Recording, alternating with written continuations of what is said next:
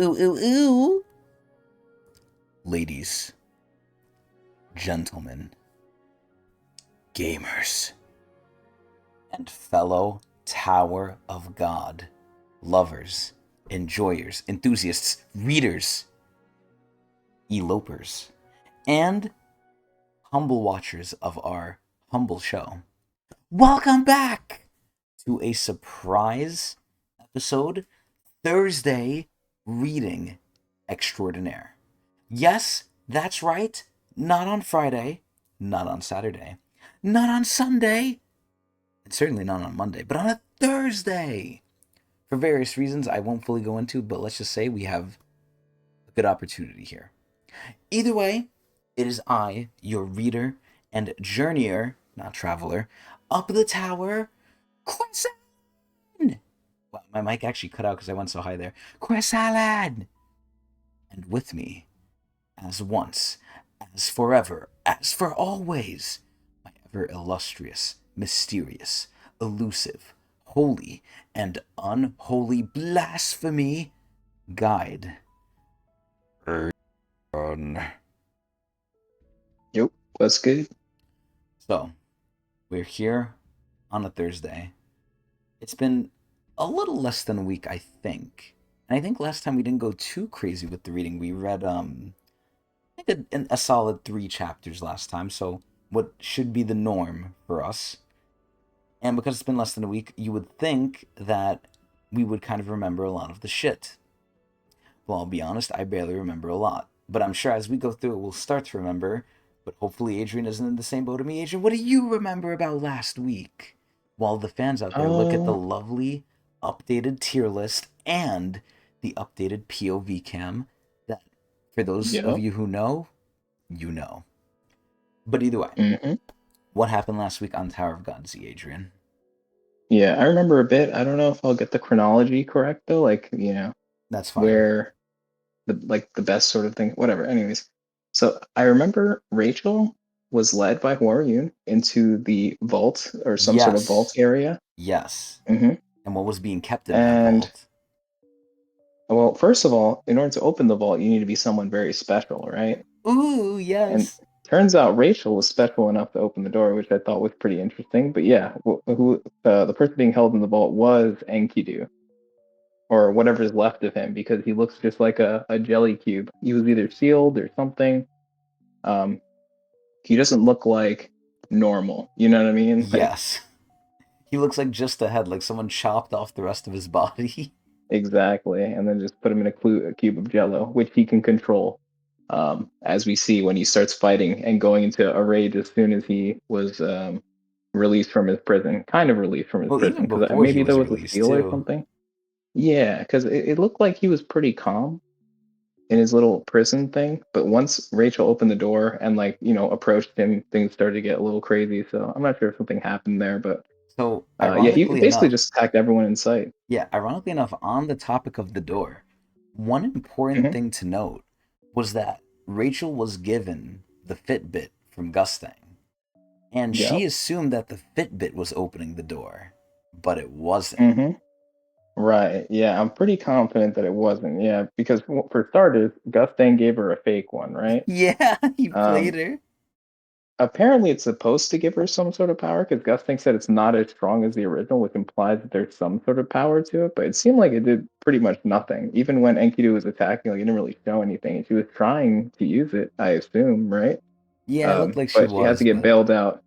She had to get bailed out by Yura with her teleporting ability, which was really good for dodging Enkidu's attacks. Unfortunately, the extra Pobedao person that was there who struck Huarun got justice served, I guess, or karma. divine Ended up punishment. being killed by Enkidu. I assume killed. I'm not sure if they actually showed it, but it looked pretty like it was like kind of off screen.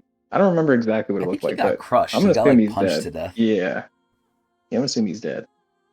But right before Enkidu was about to finish the job, because Huarun actually locked him inside, and she made a point that opening it is a problem, but closing it anyone can do, which is pretty funny. That shit But she was just so walks off after good. doing that. That shit was so fucking good, bro. They bitched her around the whole time, and she's like, "All right, I'm out." And I fucking called it too when it happened. I was like, I knew Hwaryun would not take this sitting down hmm because and this might be pushing a little bit ahead here, but everything Hwaryun does seems to be so fucking planned. Even when you think it Yeah. isn't, it is.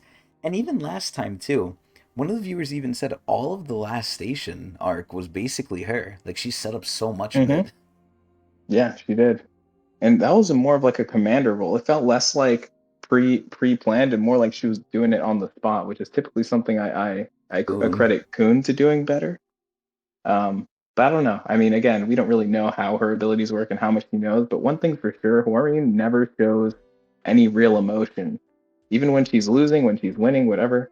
I mean, she's a little sassy here and there, but like we've never really seen Hwarian like looking like oh shit, you know what I mean? I Like mean, the she's always closest I think like we've got was Repaletso when like he had her. Like that was we were like, oh right. no, you know, poor Rachel or not Hmm. Rachel. What am I saying?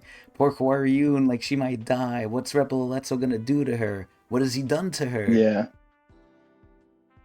And even that, like, looking back on, could have been somewhat planned, right? Because I think she intended to be. I don't know if she intended to be captured, but like the point was to help the others get away or something like that, if I'm not mistaken. Yeah, and the I don't remember ironic the part of that specifics of it. is more than ever now, we have things that you could say would mess up Rachel's like flow. Because apparently Hmm. irregulars, kind of like mess up her future radar, so to say. Yeah, you mean So Huarian, yeah. yeah, yeah. So Hwaryun out of now should be like the most iffy to like if she's like actually sticking to a plan or not because you Hmm. have Gus staying near her, you have Rachel, obviously you have Bomb. Although I don't think Bomb really interferes with it too much because I guess they're allies, who knows, right? But having this many irregulars around probably would make her the least confident in what she's doing. And it seems like, back then she had basically no obstacles. Everything was within like what she knew and what she wanted. Whereas like now it would be the Hmm. most questionable, even though it looks like it even isn't after what we just saw. Because what Yeah. what happened with Huaryu and what happened when she got out? She met Gus then? Yeah, what did they say? I forget exactly what they said. You're gonna have to remind me. It was all I know they fucking said something. planned. It was all Oh, it was all part of the fucking plan. planned. Gusting told Of her to course. do it. And Of course. I'm assuming Gusting told her to do it when she was locked in the library with Kun and them. Hmm.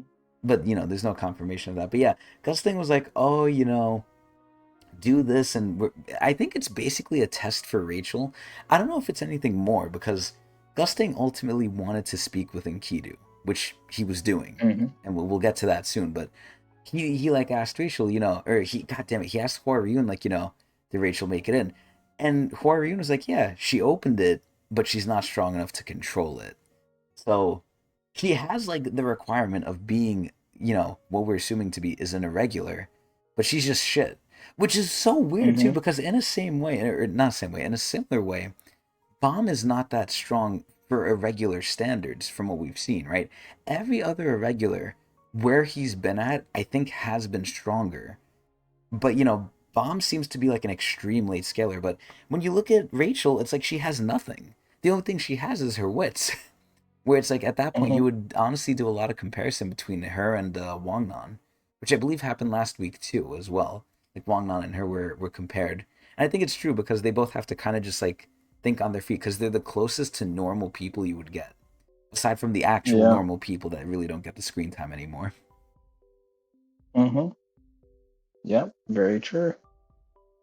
So that's where we were. Gustang ends up saving the day, saves Rachel, exposes the bracelet being a fake, and basically takes over the fight with Enkidu, while Rachel and Yura escape through the hole that I think Gustang created for them. Yes, yeah.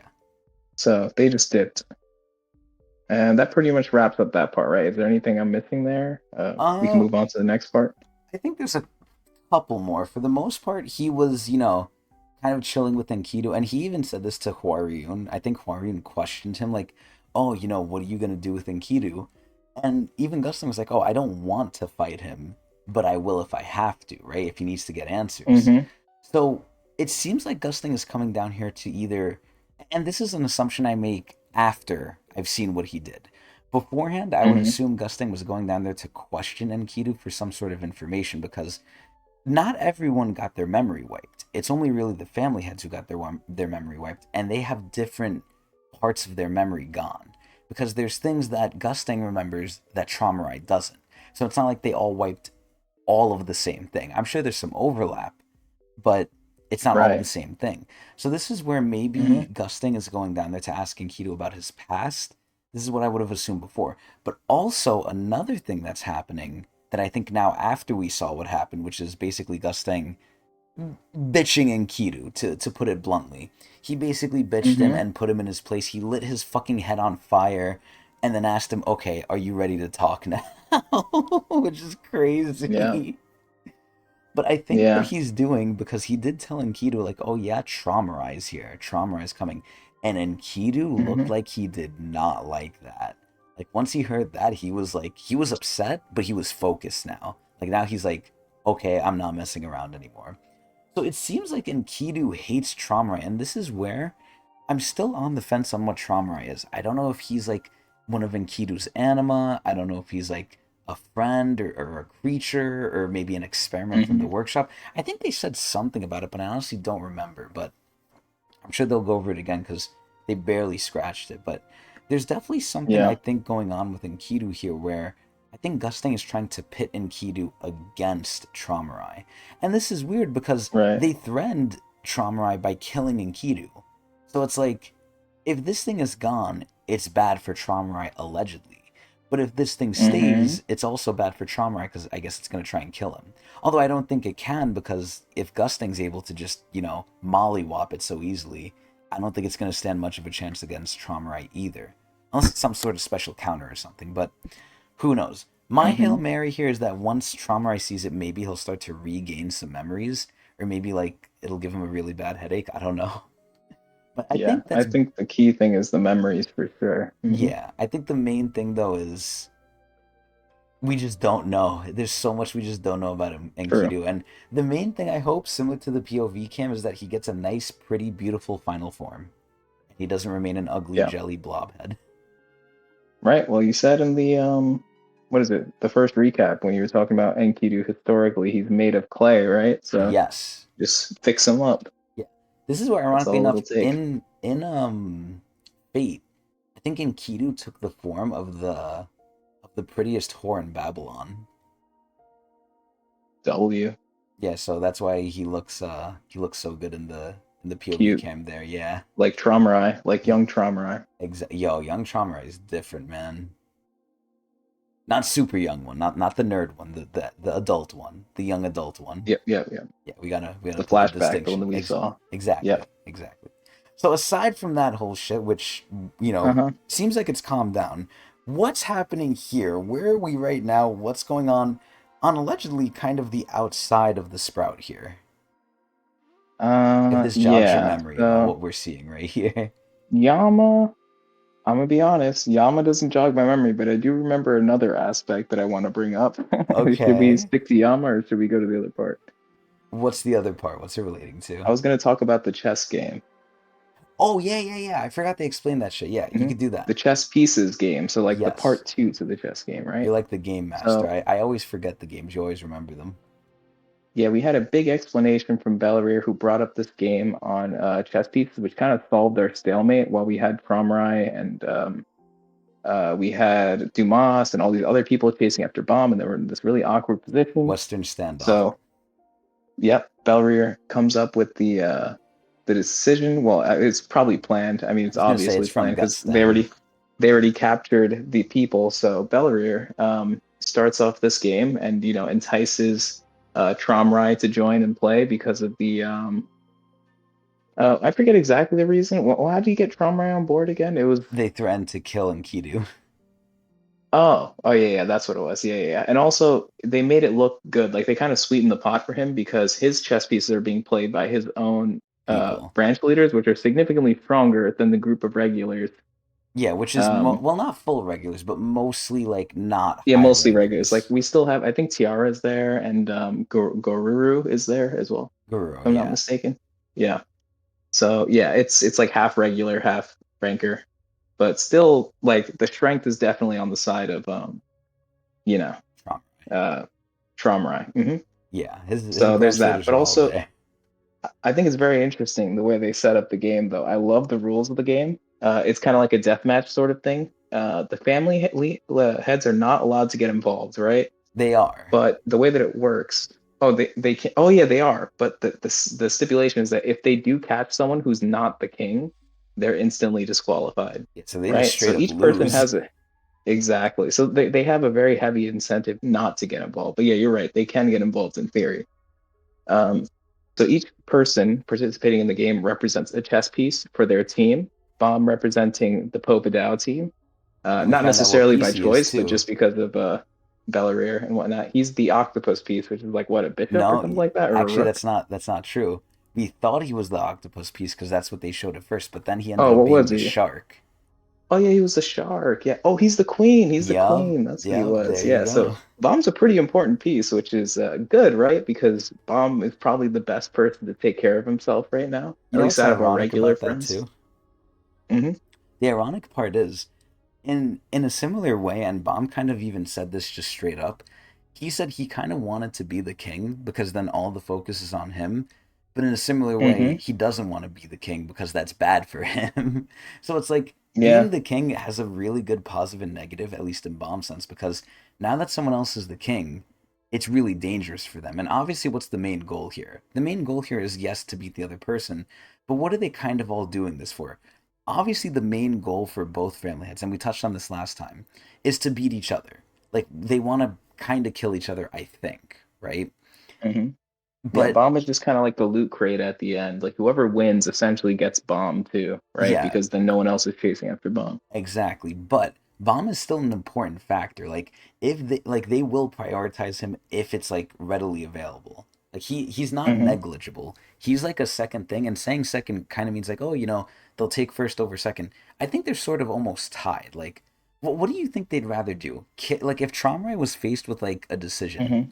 where he can either yes kill Gustang or let Bomb get away or get Bomb but Gustang gets away, what do you think he's gonna do? Yeah. So I think you bring up a good point, and I like Mike. I'll tell you what I think first. I think he'd go for Gustang first, and the reason is Really? because in this game, what's happening right now is that bomb ends up like there's kind of like a power balance where it's like if one goes for bomb, then the other one kind of slaps their hand out of the way. You know what I mean? Like it's kind of like there's so stuck on a stalemate where it's like it's very difficult for either of them to necessarily capture bomb without the other one interfering. That it's just better off they get rid of the family head first and Mm. then worry about bomb after, but also keep bomb as close as possible. So it's kind of like a juggling game, right? Because they don't want bomb to leave, but they can't focus all their energy trying to capture bomb without the other one sabotaging them. So whenever Tramrai Mm. tries to capture bomb, Gustang swoops in, essentially stops the planet, and then bomb just runs away, and none of them get it. So without Gustang interrupting, Tramrai can capture bomb pretty easily. But with Gustang's presence so strong, especially in the Sprout Tower where they're like basically in the same area, it's going to be pretty difficult for him to like get away with it. Because obviously he doesn't want to kill bomb. Like he could, that's an option, but it's not really. It's like way further down the line in terms of like what he wants to do. Well, also So, it's not allowed as well. oh, true. Yeah, since the game started, it's not allowed. That's also true. Yeah, and he's not the king, unfortunately. So. Yeah. But they don't know that, and that's an important distinction that was That made. is true. Yeah. No one So in the knows game, what yeah, we could anyone talk about the is. game a lot. There's a lot of rules. Yeah, no one knows what anyone is. Everyone gets transported to a random area. So, they're not like immediately starting in like a battle royale like they're all dropping in the same location. They get teleported randomly, and there's teleporters scattered all over the place, and you can reuse them too, but just every time you get teleported, it teleports you somewhere random. You can't really control where you get teleported. So you can kind of run away really easily, but just not know where you're gonna end up. Yep, yep, that's very true. Yeah. Okay. So yeah, I like the concept of the game. I think it's really cool. I'm excited to see where we go from there. Now, We also have some wildcard stuff too, right? I was going to mention Dumas now being essentially before like a weird sort of, before we mention yeah. Dumas, right? One thing to Hmm. note that's important here is let's just say the game goes like normally, no one gets each other's kings or whatever. Because if they get the kings, the game is over. Like, even if, Hmm. the family heads play by the rules and they don't kill someone they're not supposed to or capture them, if they do get the kings, you basically win anyway. Because what ends up happening is whoever you capture or kill, or your side, I want to say, because that implies the family heads are doing it. Whatever Hmm. person gets captured or killed by the other side, obviously not from the family head, from the players, that piece is eliminated when they start the game. Hmm. So they essentially are going to play with a handicap almost. Yep.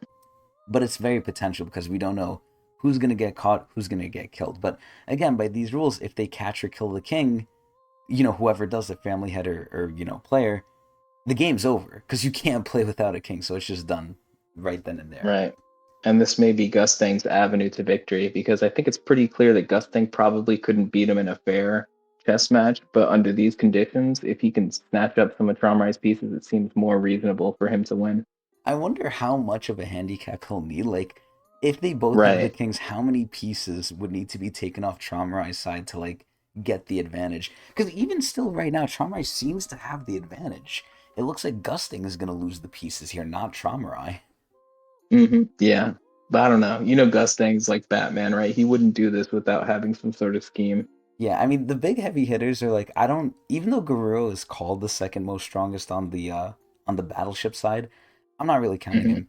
Tiara and Bomb are basically the heavy hitters here. Like I do believe Hmm. Tiara and Bomb could definitely take out like some of the branch leaders for sure. Everyone else I don't know.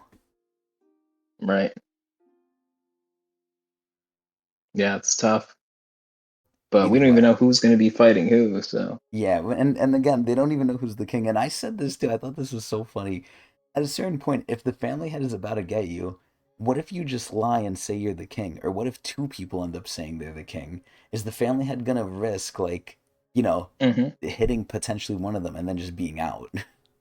yeah, the potential for deception is very high, and I think that was left that way on purpose, right? They want the rules to be in that way such that the players can, you know, lie about their pieces and how important they are and whatnot. Now, I have a big question here relating to, Hmm. I guess, Gusting. Do you think Gusting is the type of person to cheat? So when he's given like this, game, right? Yeah, we're assuming he made the game. He has most of the home field advantage, even though it doesn't look like Hmm. it. Do you think he's one to play by the set rules, or do you think he's one to Hmm. still cheat even after all of this was set up by himself?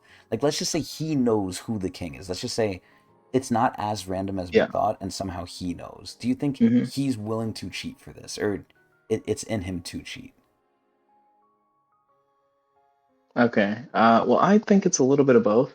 I Mm, definitely don't think he's going to be cheating, like by breaking the rules outright, but you can tell that Gustang is kind of moving the goalposts with this challenge over and over and over again, right? Like first it's like chess game, right? You agree to chess and I'll pick the location. And now it's this extra game that we're adding where like we're moving more pieces. Like the game is slowly getting shifted towards Gustang's side, where it looks like it was immediately not in his advantage, right? Like, because the chess game just basically was like a checkmate for him, right? yeah. Like, what was the location going to do about that? Well, now we have Enkidu in the mix, which is kind of like a leverage he has on him. We have this game that's going on, um, where Gustin could potentially get more pieces. We don't really know how, but it's like Well, he not get obviously more, set but this up for a Traumar can reason, lose right? more.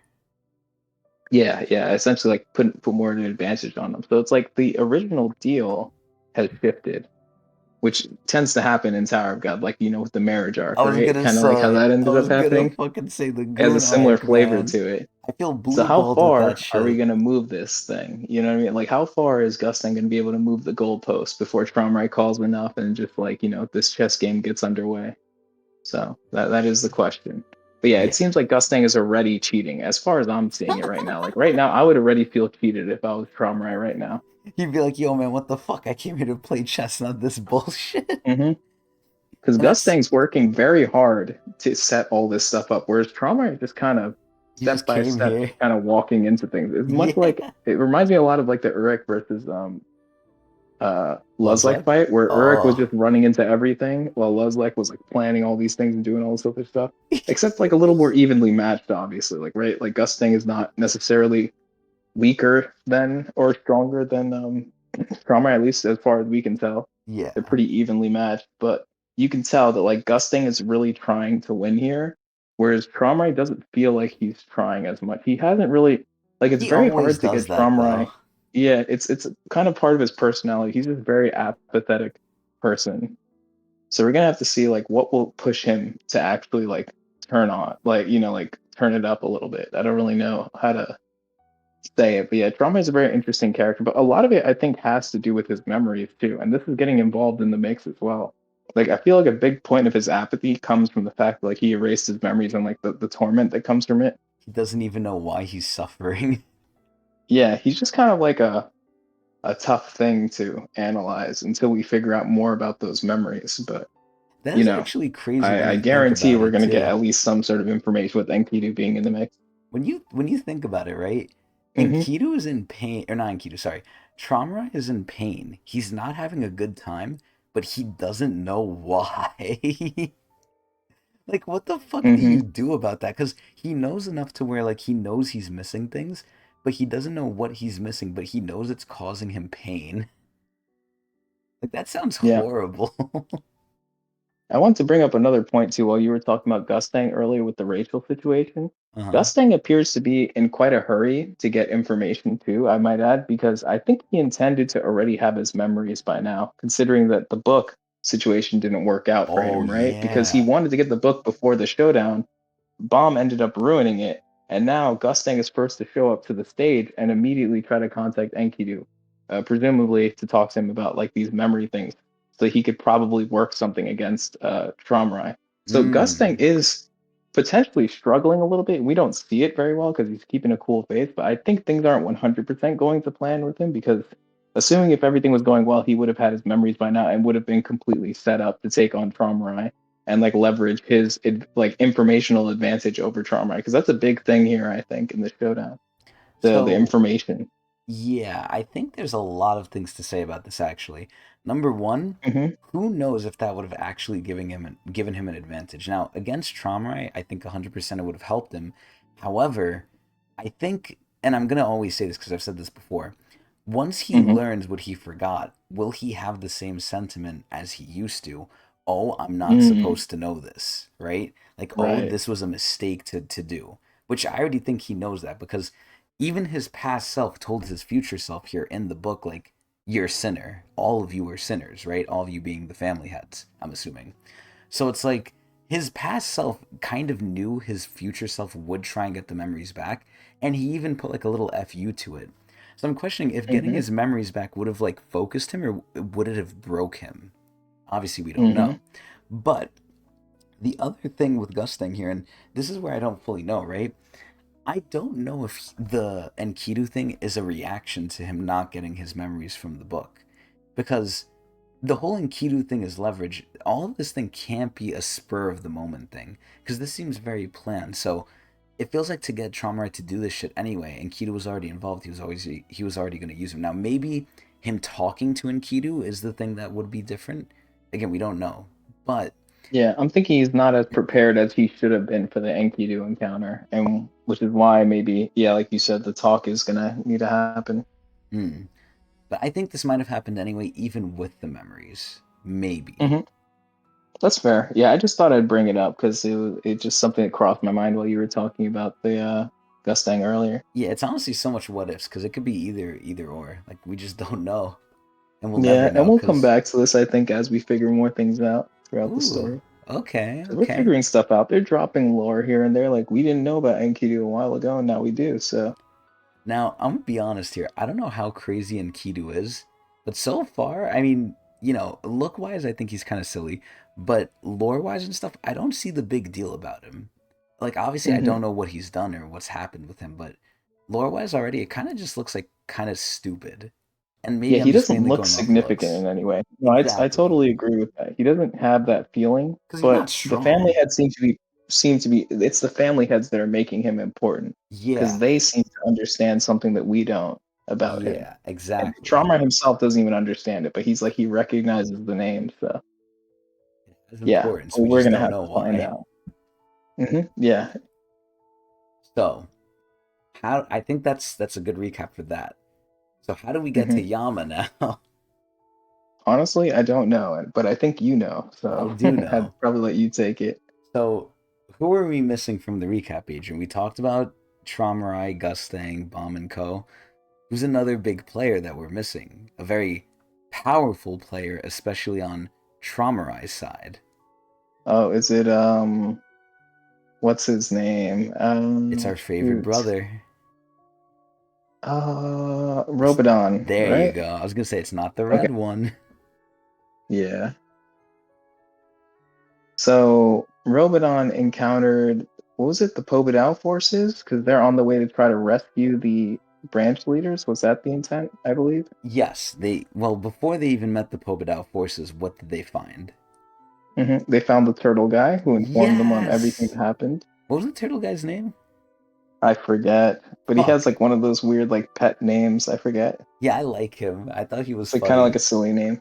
He I thought he was They seem cool. very, very chill for a branch leader. Like some of the branch leaders don't seem like really like bad people. It's like the ones we have met seem like pretty annoying. Like we met obviously like El Baba, the Oh father yeah. of Well, Elaine. he's not even a branch leader anymore. He was part of the Kieran squad that was rejected.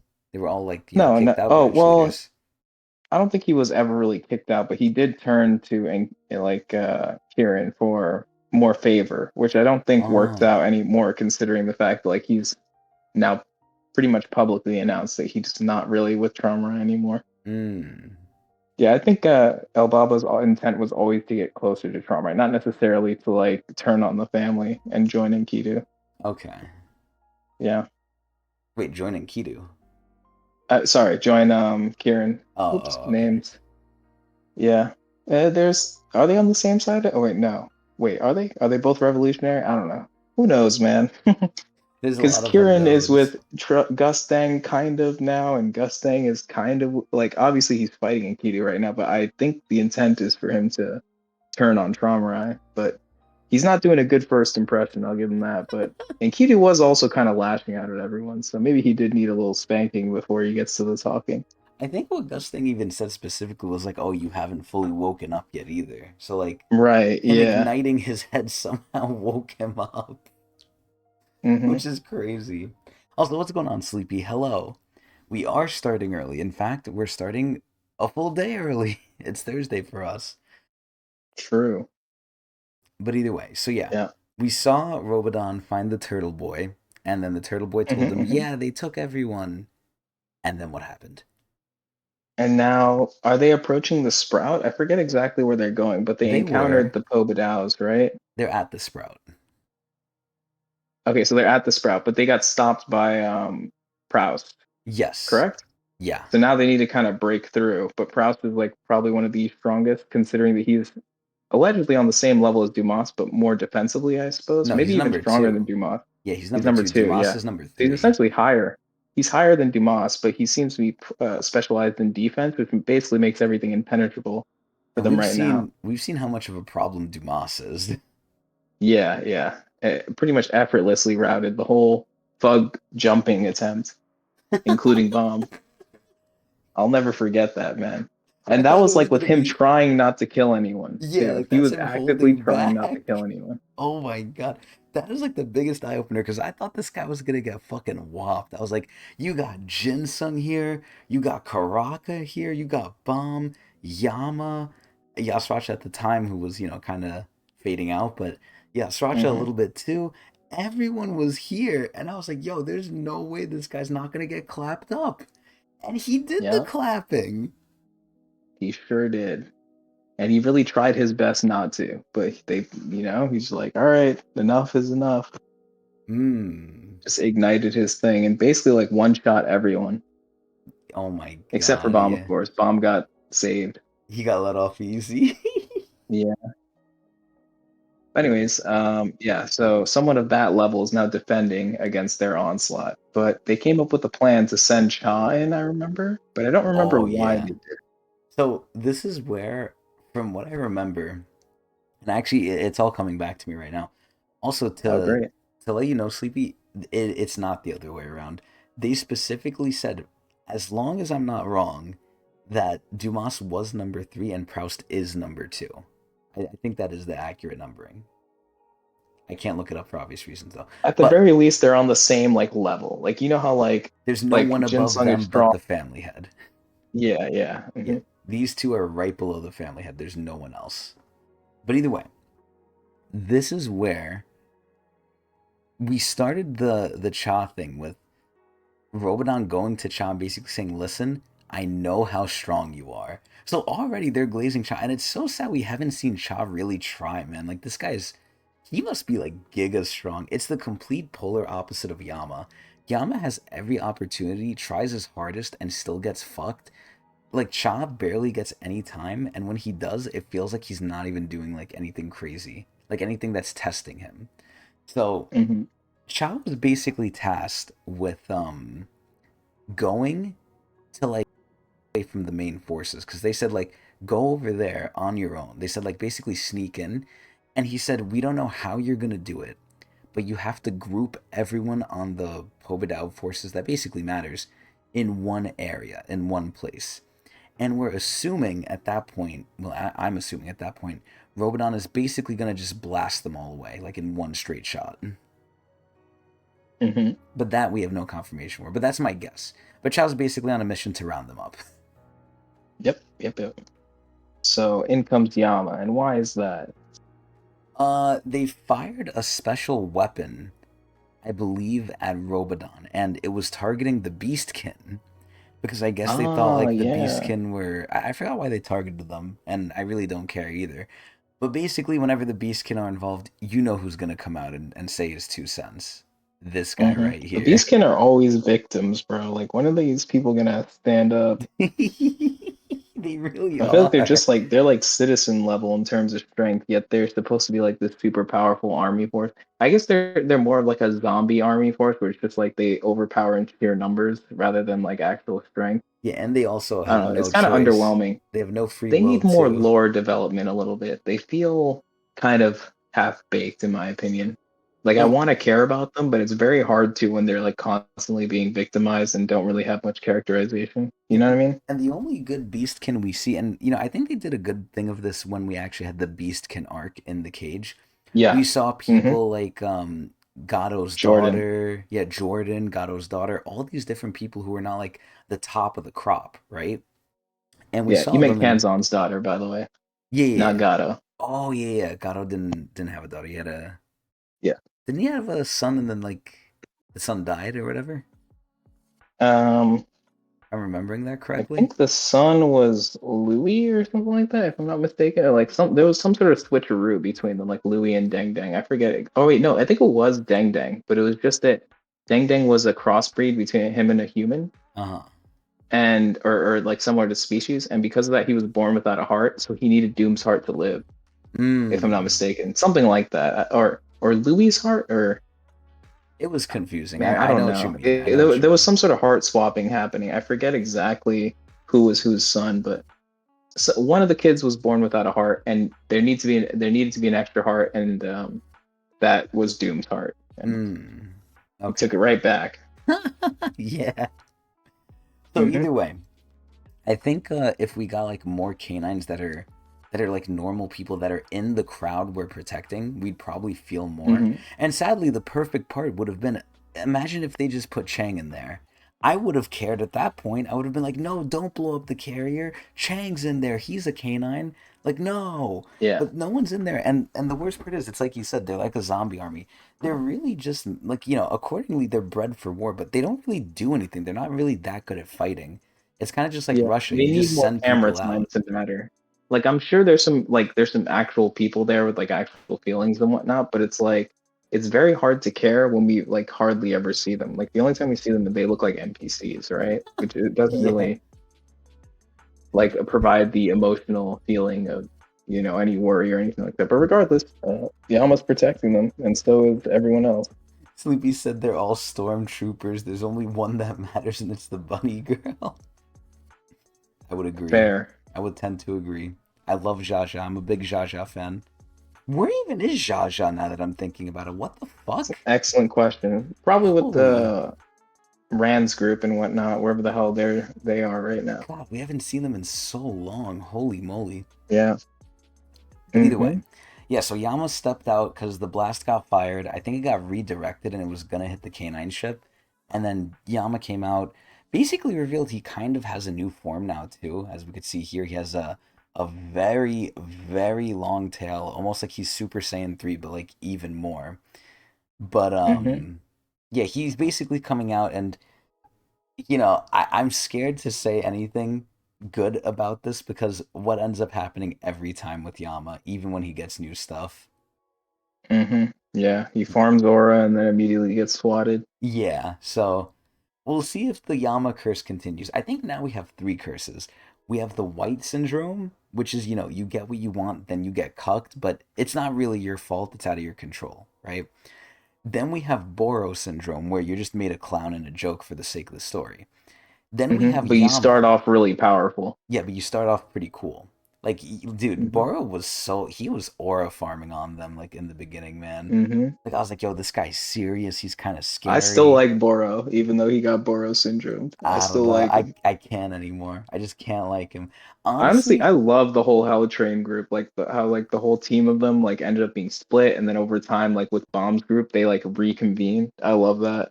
That whole concept was really interesting. yeah, it's almost like a coon group thing with like the old group and the new group in season two at Yeah. least, but kind of similar. But this is where honestly, now that I'm thinking about it, Boro stocks might honestly go down, man.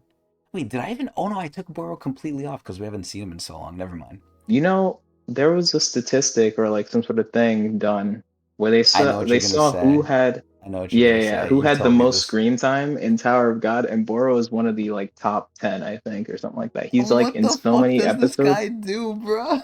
And that is including the entirety of Tower of God. So that means everything in season 3 is included too, where like we hardly see Boro. Even with that, Boro is like top 10. That is a testament to how long Revolution Road was, bruh. Yeah. That shit was so long. But anyway, so yeah, we're hmm assuming that now we've dubbed it Yama syndrome. Basically, you get everything you would want or need, and you still suck. Like you're just not that Yeah. guy.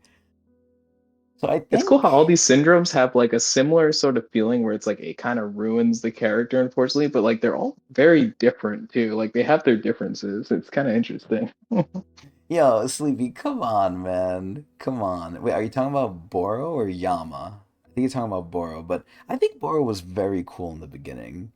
Like I think he definitely like after Hell Train, after the hmm whole arc was over, I think that's when I say you just kind of shoved him in the background and made him like a My joke. favorite part was how upset Joaquin was to realize that he was still alive or whatever. It's Like like, Boro, that asshole. yeah, that's a crazy part too because He back was then, very pissed off. yeah, and now that like I know what I know, right? Like now that I've seen like hmm basically full White and to see White upset at something like that, there was a guy with you remember the multi-armed guy that was like, "Yeah, I break the rules of the tower. I'm here to kill you. Your hmm blades won't work on me."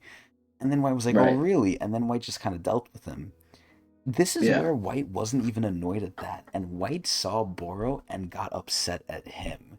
Like that is some Boro, like the sword counter. yeah, like that is crazy to me. Like a person hmm as powerful as White.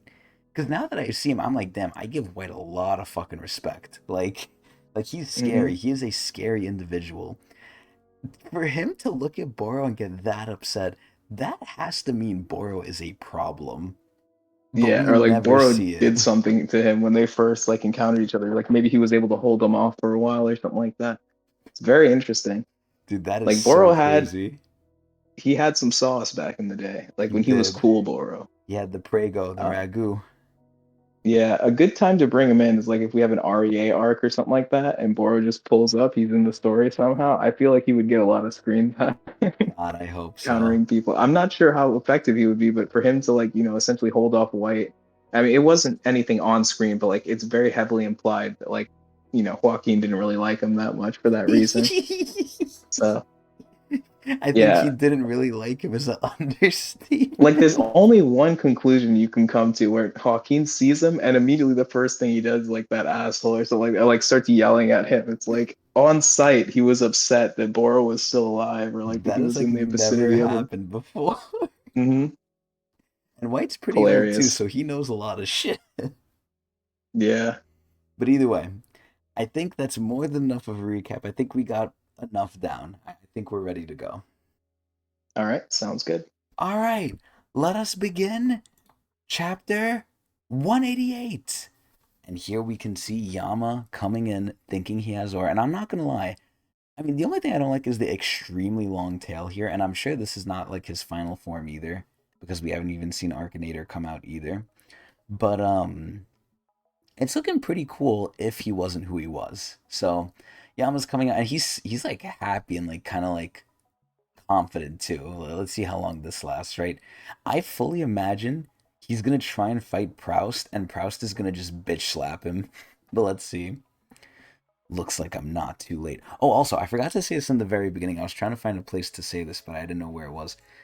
I don't know how much I'm gonna like do the voices and strain my voice today because I've actually been using my voice a lot recently, and I don't want to say I've injured it, but it's definitely like I don't know if people could tell a little raspy and a little like exhausted.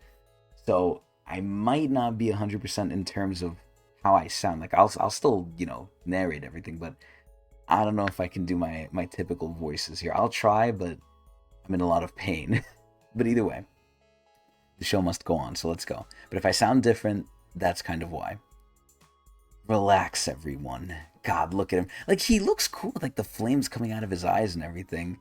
Ironically enough, he almost looks like Gilgamesh from Fate. And it's ironic because the POV cam is already something from Fate, too. Very related to Gilgamesh, but he looks kind of like Gil. The king of the Beastkin has arrived. Tower of God, Season 3, Enkidu 5. Sayu! You just randomly appear out of nowhere and call yourself king? Stop messing around and help us out.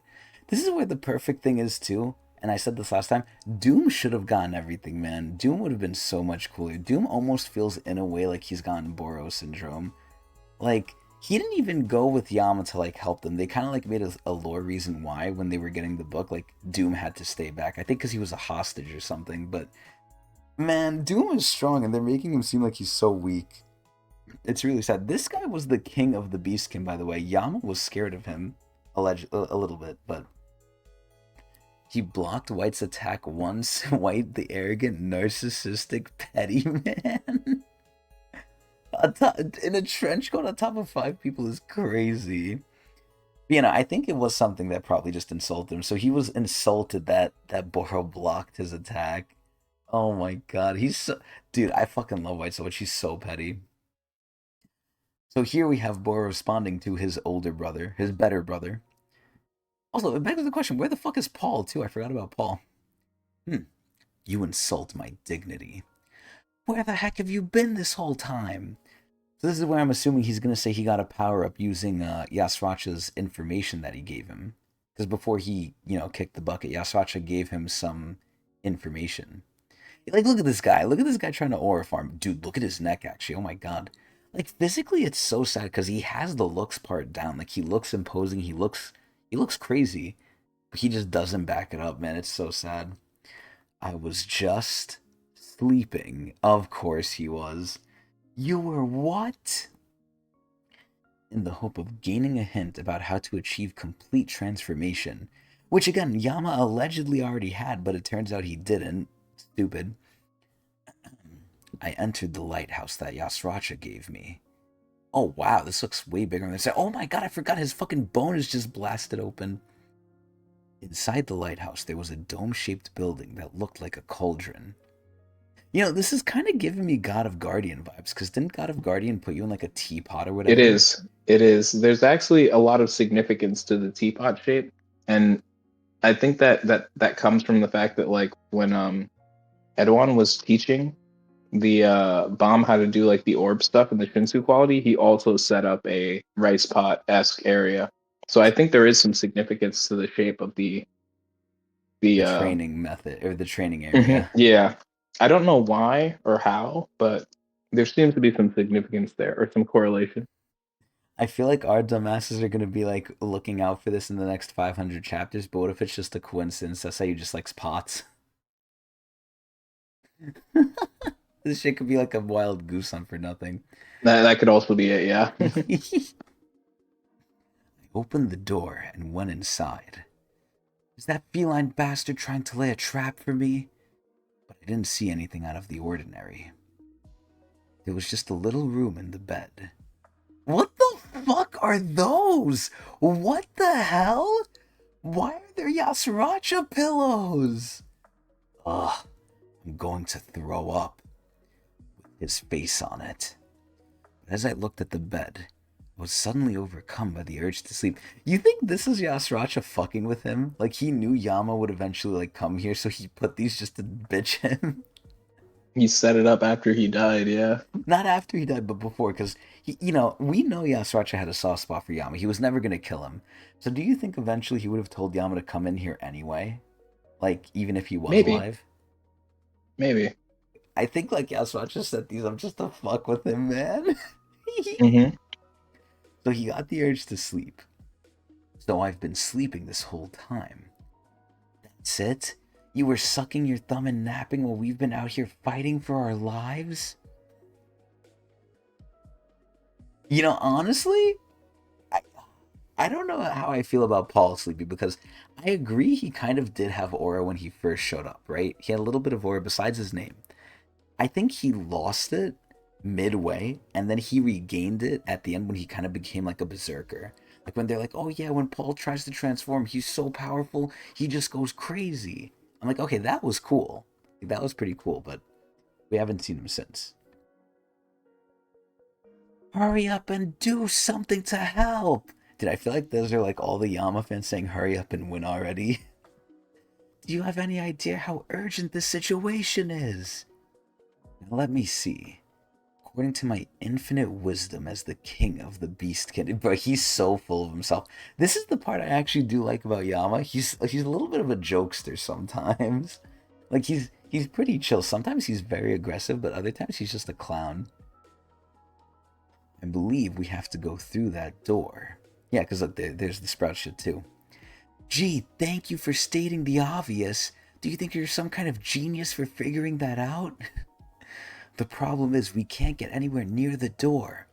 Those massive Shinsu weapons are powerful enough to take out even high rankers that get too close. See, normally I wouldn't trust what they said there, and sadly it's because of what Jinsung did all those years ago, especially with the anti-high ranker weapon. But this time when I see like the little like Holy Grail Chalice ship on the right here, I know they're not fucking around. And to make matters worse, the tower's most powerful light bearer is guarding them. My dumbass thought the tower's most powerful light bearer was Repalista. I believe that. You know, Go ahead. I think it is kind of crazy that like he says the most powerful light bearer and it's a Pobedao and not one of the people from the Tupuri family. Like that's a good point that like someone like you said, what's her name? Repalista wouldn't be up there because she's like, very highly thought to be a an opera user, which there are only like what, three or four of them in Yeah, use. yeah. So yeah, that is an interesting thing to say. I guess it's just one of those Blood Tamara moments, right? Where it's like the Blood Tamara, Well, this is you where can't hurt anyone or something. if the fans are to be correct with what they've said, which I'm assuming they are, they're pretty well versed. They did say Repalista isn't even like a ranker or anything. She's just a princess. She never climbed the tower. Yeah, but still, I refuse to believe that Proust is the strongest in the tower, right? Like, there's obviously one of the family heads would just smoke him, right? I don't think they're included. I think you can include them in the rankings. Okay. Like it's not fair. But there has to be, like, if one of the families, the Tupuri family, is known for being light bearers and whatnot, it would make sense that the strongest would be there. So I think it's maybe the most famous for being strong. Maybe that could be it. I was gonna say maybe But we are I think limited it's by the just knowledge of who's I saying was about it. to say limited by his knowledge too, right? Like Yeah, he probably doesn't know who the true one is, but as far as like, the legends and everything, like Proust is, pretty well known in the tower, so he looks that pretty might be the old reason too. why. Yep. So he looks like he's been around for a while. Also, I was about to say Slayer. Also, Sleepy. Yeah, I agree. There's a lot of people who are sacrificed to just like hype up other people. That's almost what happened with Urek in the Luzlek fight. Now, granted, they did Urek extremely well, right? They didn't really sacrifice Urek for Luzlek there, but this is where, besides that, they do have a lot of times where that happens, where they just kind of like sacrifice people to show like, oh, someone else is strong. Happens a lot more than I like, honestly. But either way, okay then. God, look at his fucking arm. Your complaint has been received, and I'm fully rested. Oh my god. See, this is so sad, man. We have such a powerful character here, but look, he does nothing. It's time. Watch Proust guard this. It's time to warm up. And see, look at this shit. He's saying he's warming up. Like, oh God, he's trying to get auras so badly. Cool ass pose though. Like, look wise, I think he definitely has it down. Also, he's missing his long ass tail now. I don't know where that went, but either way. So he's charging up. Oh, I think Robodon might glaze him. Is he trying to attack by himself? That fool. Oh, so he is. He's doing like a giant spirit wave. Wow. Okay, so let's see. Let's see if he has some aura. Oh, wait a minute. Proust is a little surprised. Oh, it's breaking. What the? He. Oh my god. He just pierced through the barrier.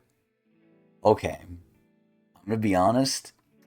That is a little surprising because as far as we've seen now, granted, I don't know if Robodon's going all out, but Proust was blocking Robodon.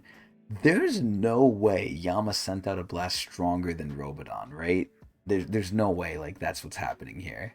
I'm They assuming. must have paid Proust before this episode or something.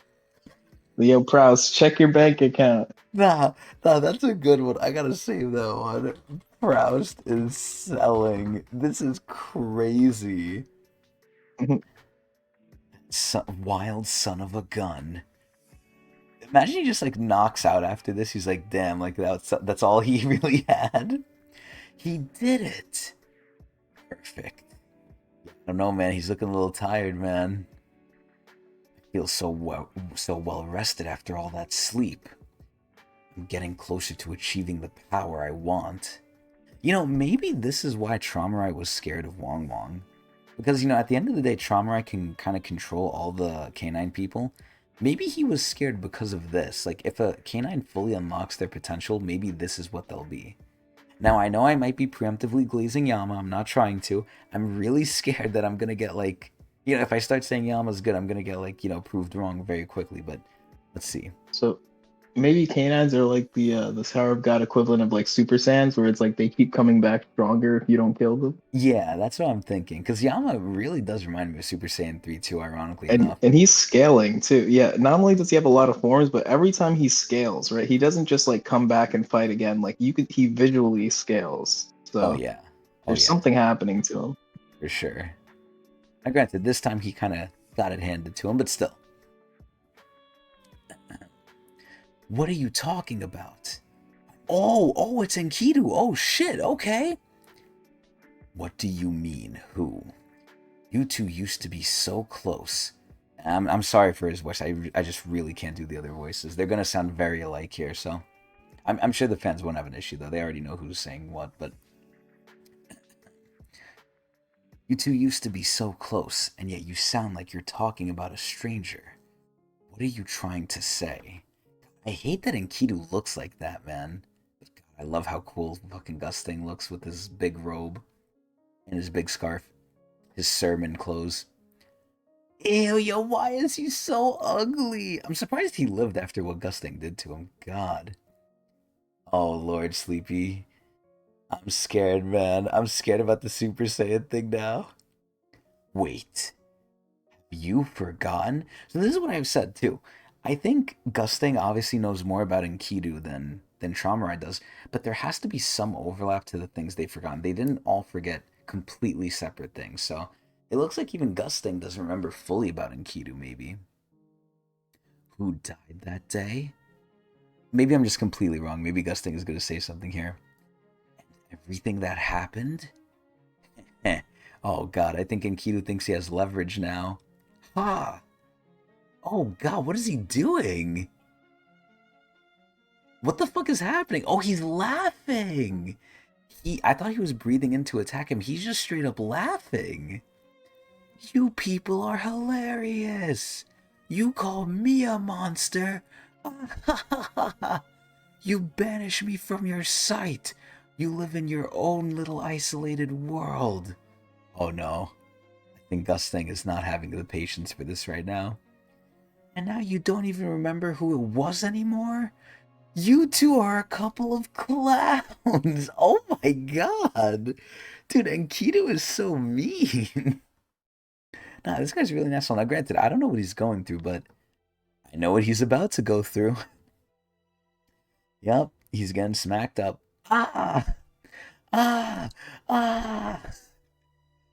I'm sure of it. I don't know exactly why, but he doesn't remember what happened that day. Until he finds out the truth, he can't kill me. Okay, so Enkidu is very smart. So, what does this imply, though? This implies that Enkidu thought he was coming to kill him. So, what the fuck does he know? Ah, over there. I need to get over to that fragment. Oh god, he's jumping away, he's trying to escape Gusting. If he actually escapes Gusting, by the way, that is so bullshit. These family heads should have way more control over the situation than like it looks like. And if they don't, I think that's a massive just like bullshit. Because these family heads are so powerful they can do whatever the fuck they want to most of these people. You can't do it unless you intend to kill me. Oh my god. You can't stop me. You can't be serious. Holy shit. Oh my god, wait, is he trying to actually kill him? Oh my god! This reminds me of some One Punch Man shit. Bastard. Oh my fucking god! He he really killed me. I guess it's been so long since we last met that I forgot what I'm like that you forgot what I'm like. Oh my god, wait. Okay, this can't be the end of Enkidu. There's no way. I'm still the same as ever. Oh my god, he's adding insult to injury. He's stomping his ass out, yo! A merciless, four-eyed psychopath. Wow, he's stomping out the things. So, there's no way he killed Enkidu. There's no way. Like, I don't even want a +1 if I'm right for this. This is so easy. There's no way. You damned fool. It's your own fault for getting on my nerves. No way he loses control and accidentally kills him. I suppose I don't have a choice now. I'll have to find the irregular. Okay, so this basically confirms that, like, you're right, Adrian. Like, he went here as an alternative to Bomb. Now, granted, he can't really, or I guess he doesn't really want to get involved with Bomb, like, that directly now, but now he has no choice. So, yeah, this was, like, a backup plan, I guess. Mm-hmm. Since he's the only person with the memory of what happened. Come on! There must be a way out somewhere. God, man, look at Rachel. Look at her in the fit. What should we do? I don't see a way out. Yeah, maybe she's gonna use the Fitbit, the fake Fitbit. I can't believe this was only a replica. And I said this last time too. Does she really think Trauma, or not Trauma, does she really think Gusting was gonna give her the actual real thing? She has to be stupid if she's thinking that.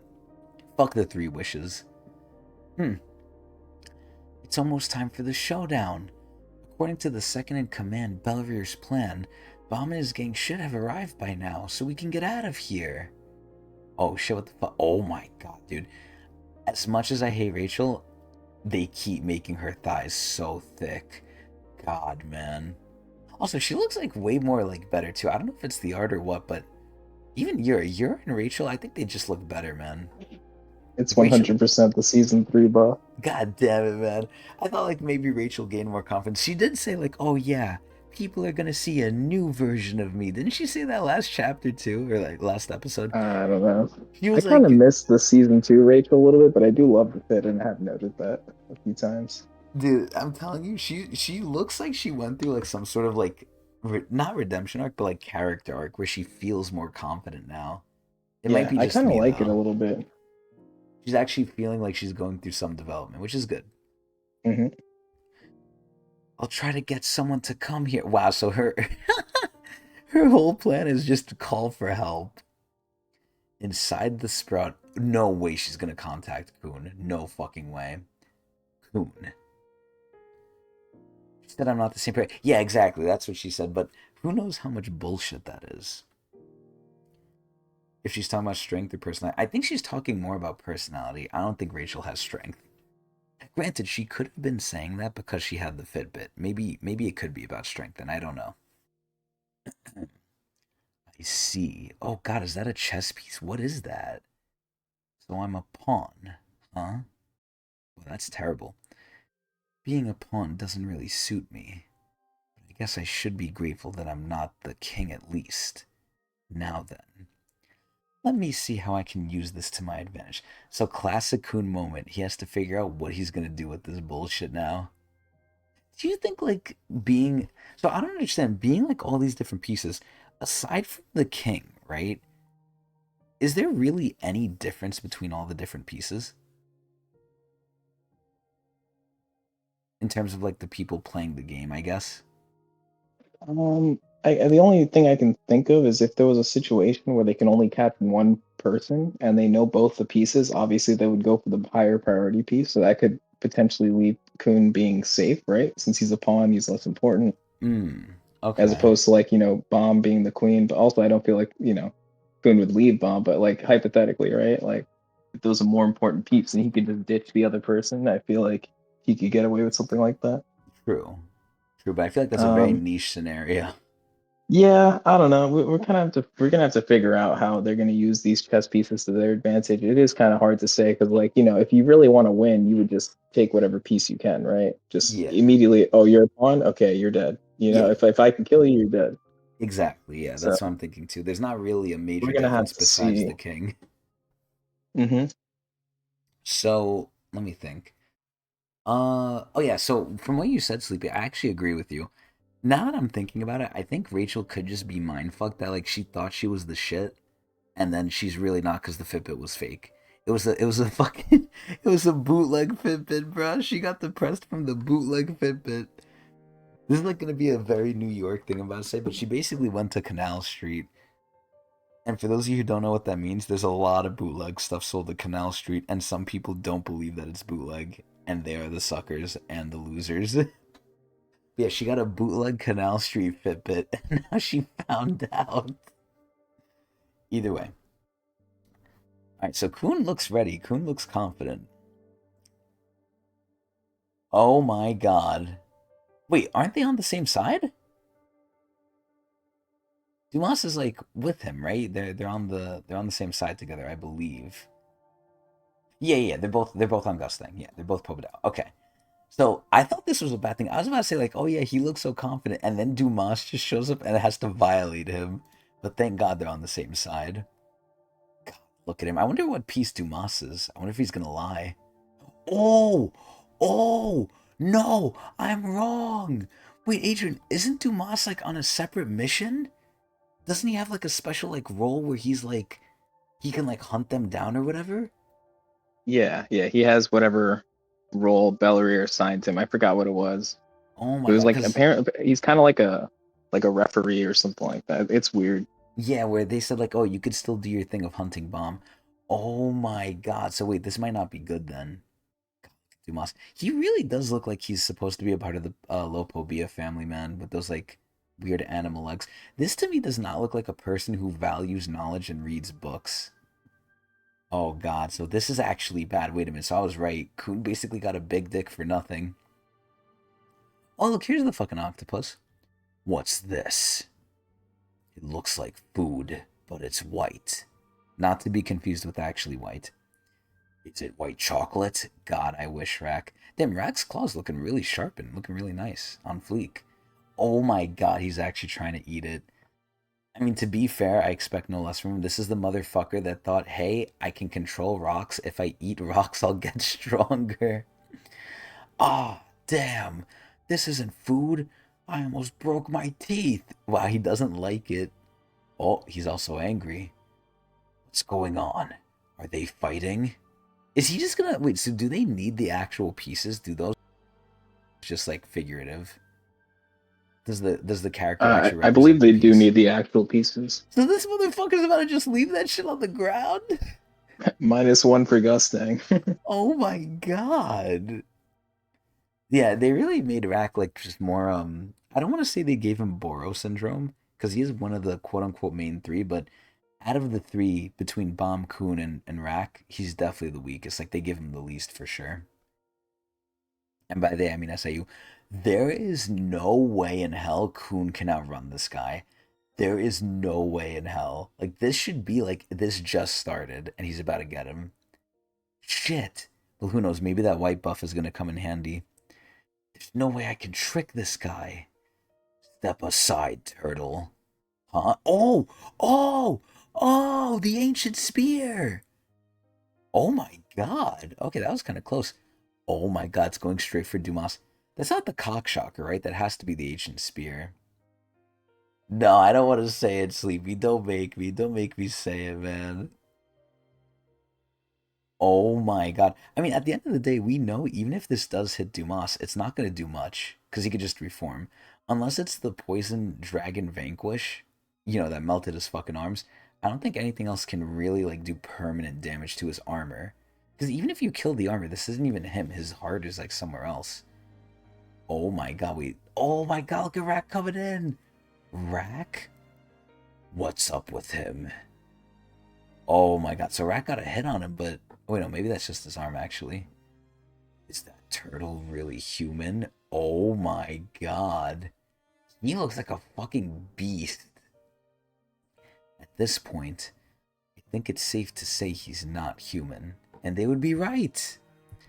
So here I think we're with Rachel again. Please. Yeah, look, we are. Oh god, she's getting upset. Someone answer. Please. Come on, Guerrero. You're the one who gave me this opportunity. Help me out here. Bishop. Oh shit, that shit looks like a stingray. It's the kind of piece that looks important, but it's not strong enough to decide its own fate in the end. Just like me. I feel like Guerrero's a little depressed here. Oh, he's getting the call. Can you come get me? I'll tell you where I am. If you do that for me, I'll invite you back to that room. Wait a minute. I'll invite you back to the room. Oh yeah, didn't they kick Guerrero out or something? Didn't they kick him out of a group chat or whatever? Or was that someone else? Yeah, they did. Oh my god, he just wanted to come back into the group chat. This is no time to get sentimental. My He got goal kicked out of is the Discord Yeah. server. Wow. He really wants to get back in that fucking Discord, yo. My goal is to kill the family leaders. I'm going to bring down those bastards and their unfair power for causing the death of my family. Even though it literally looks like he was fighting with his sister like a couple chapters ago. And look what it is. Look who survived. I don't even want the +1 for this shit. Look at this shit. So he can kind of reform just from the gel if it's like anywhere. Oh no. If I don't do something soon, I'm done for. I'm losing the life force I received from my master. That's pretty interesting. Who's his master now? I have to find someone to transfer this life force to. No fucking way. Guru just said he was like not important. He's about to become real fucking important. This almost reminds me of Dragon Ball GT, the baby arc. For those of you who know, you know. But either way, one thing to note here is I wonder if he's gonna end up taking Guerrero's body over. Because this kind of almost reminds me in a way similar to Lopobia Ren, where Ren kind of had to like suck someone off to kind of reform. I wonder what Enkidu's gonna do here. Is he gonna like combine with him, empower him, go into his body, take it over, suck him? I guess we'll see. I see someone. Oh my god, right in the back of the fucking neck. Huh? Oh no. Wait, so is he gonna be the new Enkidu now? Oh god, look at his eyes. Oh my god, he's like a fucking zombie. Oh, this does not look right. Dude, all the Lopobias don't have it easy, man. This is fucked up. You're finally here, Ramarai. You of all people shouldn't forget the truth. Oh no. Well, I think Guerrero's done, guys. I think Guerrero's done. So, Gustang really was trying to kill this fucker. God damn. It kind of makes me think like he's a little bit of like an immature kid in a way. But either way, pretty interesting way to end the chapter. I'm a little scared now, but hopefully he doesn't get like a power boost per se, because Now I'm questioning, was that even Enkidu's like real original head or not? But either way, you know a lot about this person. You'll try not to hold. You'll try to hold your anger. You hate this living cube of yellow. Oh God. Okay, well, I hope like Enkidu. you like Enkidu. I don't know. He looks like an Yeah, asshole, but I don't know what he's been through. Because right now he doesn't really yeah. have any redeeming qualities, so to say. He's kind of just like an asshole. Now, granted, if he's gone through some shit, it's very reasonable to be an asshole. And when it comes to the family heads, I wouldn't put it past them to kind of be the ones who are at fault here. So ultimately, he's probably in the right. I just need to see what happened. So I need to see what Gusting and what Trauma I want to see. Well, not Trauma, Gusting, I guess. But it's just so funny how he completely misjudged. Like, oh yeah, he won't kill me. He needs me. Nope, he fucking killed me. That shit was funny.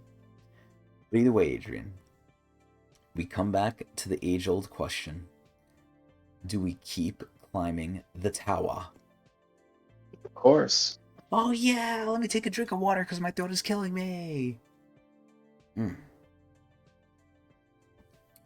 So if floating heads getting lit on fire weren't enough to make you squeamish, then you should be okay. But just in case, be forewarned. There's people being mean in this chapter. With that out of the way, let's go. Chapter 189! Okay, so Dumas is here. I'm assuming he got hit by Rack's spear. We already read all of this shit. I'm not repeating it for the sake of my voice. And now they're running. Run! Knowing Rack's dumbass, he's not gonna run. He likes strong prey, but there's no way he's. I mean, even though Dumas has no arms, he looks like a fucking beast. Oh my god. Rack! I'm not running anywhere. I'm going to fight. I mean, the least he could do is go into big form. I feel like he spends too much time in little form now. It kind of makes me question because before he was in little form because he was forced to be from Hansung. But after that, it really is optional because he can go big whenever he wants. I don't know why he doesn't do it more often because before Hansung transformed him, he was permanently in big form and he was fine like that. Unless he actually likes the small form now. Who knows? That damn alligator. What the hell is he talking about? Tower of God. Well, we're already off the Enkidu arc, and I feel like we really didn't learn shit about him. Season 3. Slay the chess pieces. 1. I thought you. Dude, this looks like a fucking problem. Like, this is not right. Rack cannot handle this. He also looks like a bird with those, like, talons for feet. Oh my god, what is even happening here? Oh, Kun pulled out his lighthouse. Okay.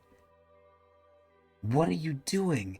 Don't be a fool. Okay, so I think he teleported him away. Oh no. He's pulling it out. He's pulling it out. And just so my memory serves me well, right? This is a pipe, right? That's what this thing is called, not an inventory or not inventory, fuck. A pocket. I believe this is the pipe. They called it a carrier, but yeah, traditionally, like a inventory that holds spears is called a pipe. That is correct. Yeah, Okay. it's just like logistics. It doesn't really matter. You can call it an inventory if you like. It's technically not wrong. Okay, cool. Alright, so now he's getting out his weapons and somehow without arms throwing them. Dude, I'm not gonna lie, Dumas's like design is so cool. I forgot to say this last time, but I believe at the bare ass end of the last episode we did, we kind of went back and we saw like the older chapters too. They teased Dumas mad fucking early, and goddamn did they make him look so much better. Because back then he still kind of had the general look, but now that they like refined his details, dude, Dumas is a fucking issue. Like he looks like a demon in a good way. Let go of me. I want to fight. Let me go. And again, they do have the white buff. Something isn't right. That guy could kill us instantly if he wanted to. Yeah, and that's what I'm thinking too. So he might be just like bullshitting. Or maybe he's trying to lure Bomb out of hiding or something. Maybe he thinks Bomb like is with them. Why does he keep following us and avoid attacking us directly? Yeah, this is crazy. Dumas is strong enough to really just violate them, even with the running thing. It's almost like a Scooby-Doo fucking villain. Like he's just running after them, not catching up. He must be up to something. I'm sure of it. Hey, cut it out. You know what I was gonna say here? Fuck, I'm sad I read that. I was gonna say it, and now people are gonna like think I'm going off of that. I was about to say he's probably not killing them because they're Bomb's friends, and because if he kills them, Bomb is not gonna join any team. So technically, they still kind of have like a good protection around them, at least to Dumas. Those two are the Irregulars' teammates. All I have to do is keep threatening them like this and chase after them, and he's gonna assume Bomb is gonna come save them. If I do that, eventually, the Irregular will reveal himself. Honestly, he's completely right. Oh, and there's the Irregular. Dude, look at his fit, man. It looks like he went to like Uniqlo or something. Looks like he's going to the office or like having a nice Friday like dine out. This doesn't look like this does not look like combat gear. The Bomb is running. He's noticing something. Maybe it's his friend's in trouble. It's faint, but I sense it. Something is vibrating. Bruh, how does he know? The Shinsu is telling him he can feel the Shinsu. Is there a battle somewhere? Oh shit, he's pulling out the wings! It's far away. I better hurry. See, this is crazy because under normal circumstances, if there's any battle, I don't think Bomb is instantly gonna go towards it. I think this is like very convenient that he hears something because usually if there's a fight, now maybe it's a circumstance doing it, but usually if there's a fight, I don't expect Bomb to be like, "Oh, I better go over there." I mean, maybe I'm wrong though. Maybe he does wants to protect all his teammates. So inside the sprout, Coon and Rack's side. Oh, they're just fucking running for their lives. I was right. He pretends to attack us while maintaining a certain distance and following us. Dude, he's like a fucking predator. He's definitely up to something. I know what he's after. Ooh! Bomb. He's putting us in danger in the hopes of making Bomb appear. Oh my god, that is so funny. That is so fucking funny. And just to make sure, Adrian, he wants to capture Bomb, not kill Bomb, right? Like in this whole thing, no one wants to kill Bomb still. So he's still like completely Right. safe, correct? Mm-hmm. Okay. This is so cute, by the way. It's literally like a bird like taking him away. He wants to capture him. Damn. I really don't want to play along with his little game. We can't let him catch us either. So there's nothing else we can do right now. Huh? Who's that? Oh god, please, Bomb, don't fall into it. Oh god, it's not Bomb! It's not Bomb! So at this point, you know what Dumas might do? Dumas might just kill this guy for them. He might honestly protect Rack and Kun just to get to Bomb. He might just job this guy. Oh god, dude, this guy looks like he got out of fucking prison, by the way. That's the guy who was taken hostage earlier. The branch leader. Hmm. I wondered who was causing all this commotion. Just my luck. It's you, Hot Dumas. This is great. These two belong to the two families that are at war with each other. Dumas will want to fight that branch leader to steal his chess piece. And while they're fighting, we'll slip away. I don't think this is going to be much of a fight, man. And I don't think this is going to go according to Kuhn's plan. I mean, what if Dumas just teams up with him? Or, I think more realistic case, what if Dumas ignores him and tells him, hey, fuck off? Realistically, Dumas, I think, could just kill him, though, but let's see. You can have my chess piece. Huh? What the? You can have my chess piece, Dumas. You know what might be happening? What if the branch leaders are just done with the family? What if they're like, man, Kieran betrayed us, Tromrai doesn't give a fuck about us? What if they just give up at this point? Huh? I surrender. What? Take it. What are you talking about? You two are enemies. Why would you just hand over your chess piece? I realized something in that last battle. Lopobia family is a lost cause. Yeah, honestly, it's looking like it. This is where I fully blame Traumarai for this. I feel like if you're a part of this family, you have the people who are like supposed to care, like Kieran and Robodon. Robodon cares, but he's just away and he can't do everything. And Kieran, who was the guy who was basically taking care of everything, basically abandoned you. Why would you want to be in this family when the family head doesn't give a fuck about you? Like, and even more so, it's not that he doesn't give a fuck about you. You're actively getting fucked, and he doesn't care. Like, I don't blame this guy at all. This is terrible. No wonder so many people join Karen. Dude, some of these families run their like families so totalitarian, so militaristic. It is a horrible place to be. I don't know why the people stay in here, aside from like status or sickness. Also, his weapon looks like a fucking paddle. That looks hilarious. I don't want to fight anymore. I was told to surrender when I joined this game anyway. Oh my god. Okay, so Gusting kind of did cheat, I would say. Either it was Gusting or Belrier, but someone on Pobedao told him to surrender. I mean, it kind of makes sense too. Now, the sad part is, I really think Dumas is gonna just kill this guy. I think either A, he's not gonna like this weakness and surrendering, or B, he's just not gonna care and he's just gonna kill him anyway. So he joined the game with the intention of betraying the Lopobia family? What about the other branch leaders? Oh wow, Dumas is actually being like fairly reasonable. See, this is the crazy part. I feel like Dumas, in my mind, is still like a berserker animal, but he's so intelligent and restrained, it's honestly still fucking with my head. Like, he does not look like a person who has restraint. He doesn't even look like a fucking person. It doesn't matter to me whether or not you surrender. I'm not here for some silly game. I only came here to serve my family leader. My goal is to capture the irregular. Well, he kind of just said what Kun knew anyway. Then make sure to put in a good word for me with the family leader and tell him I helped you. As long as you guarantee my safety in this war. I feel like Dumas is gonna say, I don't care about your safety, and kill him. Oh, wait a minute, never mind. I'll gladly help you catch the irregular. Wait a minute, this is not good. This is not good. Okay, so I'm half and half sleepy. I do agree that Traumarai is a terrible father and branch leader and everything.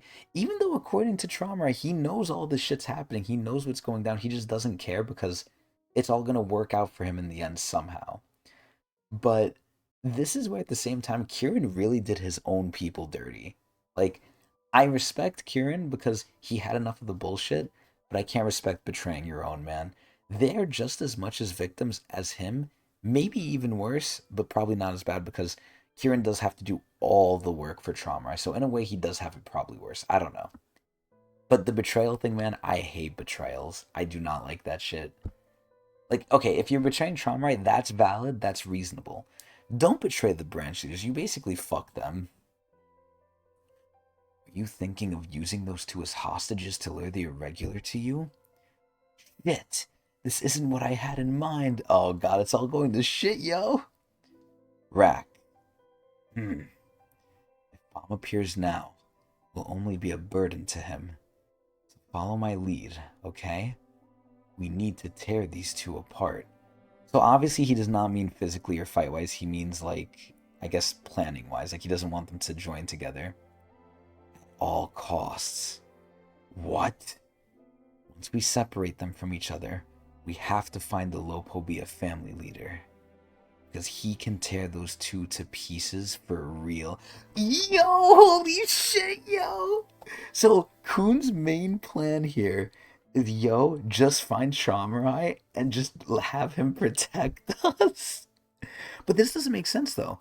Kuhn can't do this. Now that I'm thinking about it, wait, this is impossible. Shamarai can't kill them. Well, maybe he can kill one of them if they're the king, but so I'm confused about something, Adrian. Is Dumas in the Dumas is game? fair game. So No, Dumas is in the Dumas does not game. have a chess piece. No. Okay. Okay, so he's not in the game. Okay. But he Mhm. can't kill the fucking prisoner over or the green-haired dude over here. Right, but he does belong to Traumai's family. The second Traumai is in front of him, he's not going to be talking about surrendering anymore, right? I forgot about that shit. Yo, yeah. He's gonna fucking So bow it's a down. win-win for both sides if Kun can get to him. Okay, but the way Kun is saying it is wrong. He can't like kill the guy, but he could definitely kill Dumas. Sure, yeah. I Okay. mean, he could definitely kill them after the game too, but yeah, whatever. Yo, this shit is crazy, bro. Wait, so can he kill his own people? Is that like fair? Like, does he lose the piece at that point, or is that That's even interesting. allowed? I don't know if it would disqualify him because that discussion wasn't like clearly described. Like they did say you can't attack the people carrying the chess pieces, but it seemed like they were referring to the other team, right? Because that's what it would actually benefit you. So Yeah. I don't know how it works, but Hmm. it'd be a very strange incident if that happened. Well, let's see. Wait, so at that point, if he's giving Dumas his chess piece, if Dumas isn't in the game, can he even take it? No, but just him dropping the chess piece already does the job, right? Because there's no point in taking the chess piece. If he can't give the chess piece to Traumer at the end of the game, he doesn't have it. Oh, so they need to bring it to Trauma, or they need to have it for They him by the bring it to end? the arena. Yeah. Oh, so Rack just fucked up. Yeah, exactly. Oh my god. So Wow. Pobedal -1. Huh. And Lopo B minus one. They're kind of even. Wow. Anyway, where the fuck was I? Oh, right here. I'm leaving to go out bomb and having the enemy show up right after a coincidence. We can't prove that this is planned. Uh, I guess. Listen, you two. It's all fine and dandy if you want to team up like this, but you seem to be overlooking something. What? Dude, his paddle stick looks crazy. He looks like a Mad Max character. You see this alligator here? Oh no, look at what Coon's doing. He's actually the king. Aw. You know what the best part is? I feel like Rack doesn't even know what his piece even was. Like if you asked him, Rack, what's your piece, he wouldn't even know. What? King? What's he talking about? Are you serious?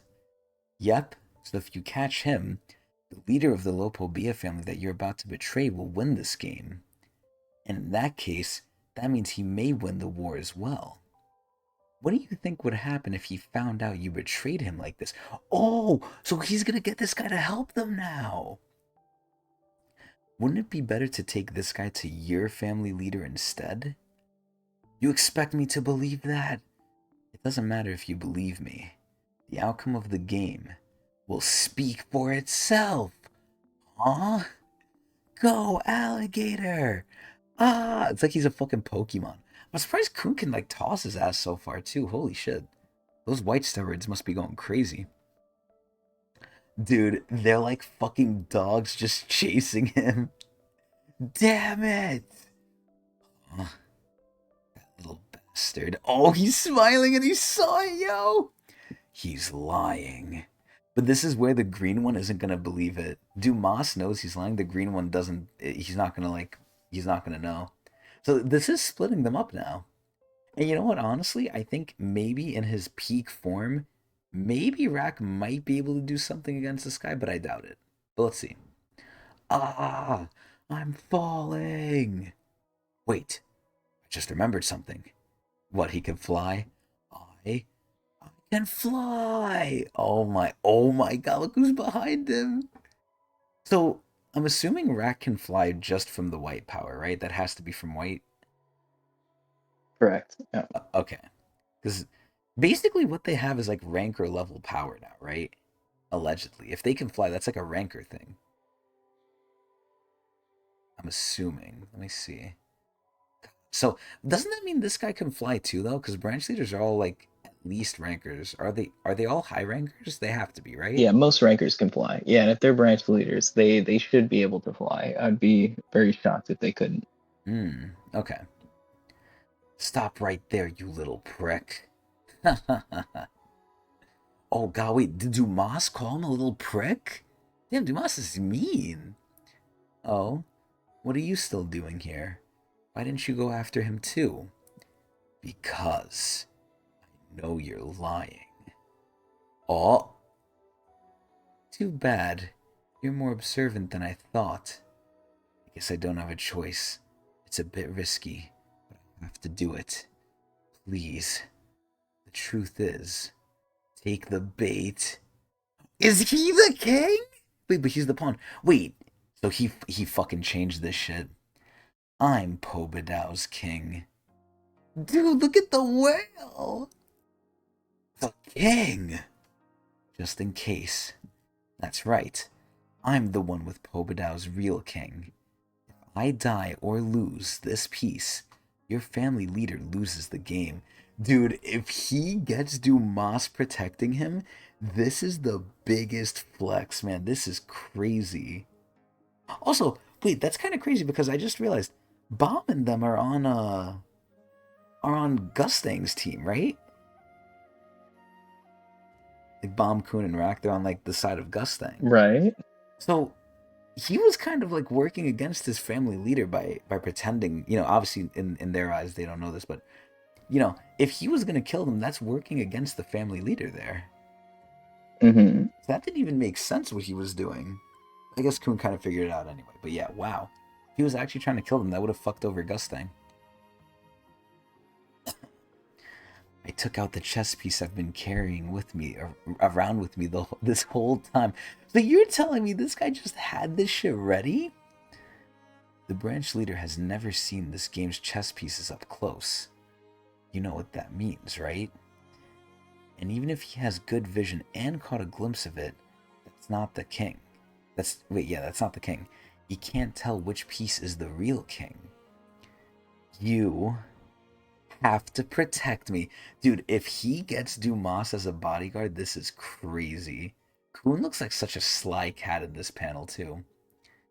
I can't believe I actually found a way to use that power to my advantage. What power is he talking about? Hey, stop right there. Damn, I hate having to run away. It's not my style. I could easily kill that alligator if I wanted to, but I have to catch him alive no matter what. Honestly, and I'm so glad I kept saying it too, I kept saying someone is gonna lie about the king stuff. They have to, because it's such an easy lie to make that you can't check them on, unless you see their piece. But even then, there could be like some trickery afoot. Literally what Kuhn is doing right now. I can't believe it's happening so early, though. But either way, that's the only way to ensure that we win this game. What the fuck is that? That's like some blood shit. What is that? Huh? What the? Shoot. Oh! Oh, it's the Blood Angel! Yo, she looks pissed. Wee wee. Wait a minute. Adrian, is this guy's name Wee Wee? Yeah, you didn't know that? I forgot. Holy shit. So this is Rashut coming in. Dude, Rashut is so fucking hot. Oh my god. Hold on just a second here. You might have to save a little image of Rashut here. She looks angry though. She's like if Angel wasn't nice. Because Angel I feel like was very nice. Wee wee. Perfect timing. I need you to grab that alligator for me.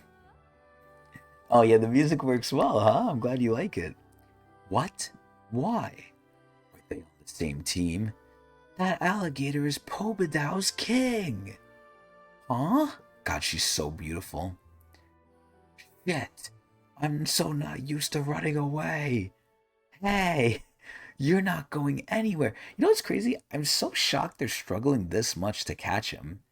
Shouldn't high rankers be like very physically like fit and capable? I mean, maybe fit's not the right word, but like they should be like very fast compared to like regulars, right?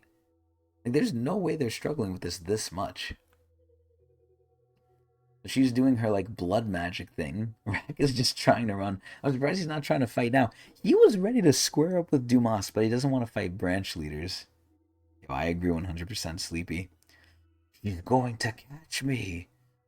Oh, wait a minute. But who's blocking it? Is it Kuhn? Or is it Dumas? Oh my god. Never fucking We're mind. saved. We're saved. Dude, it's over. It's done. He can honestly 2v1 these clowns too.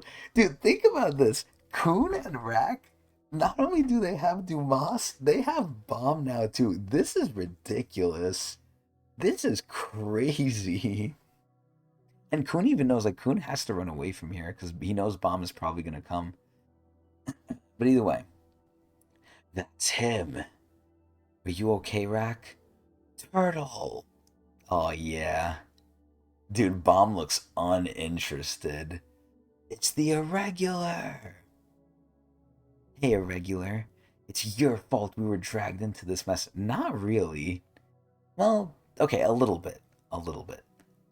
Oh, excuse me. Yeah, it really is part of the plot, man. I don't like it.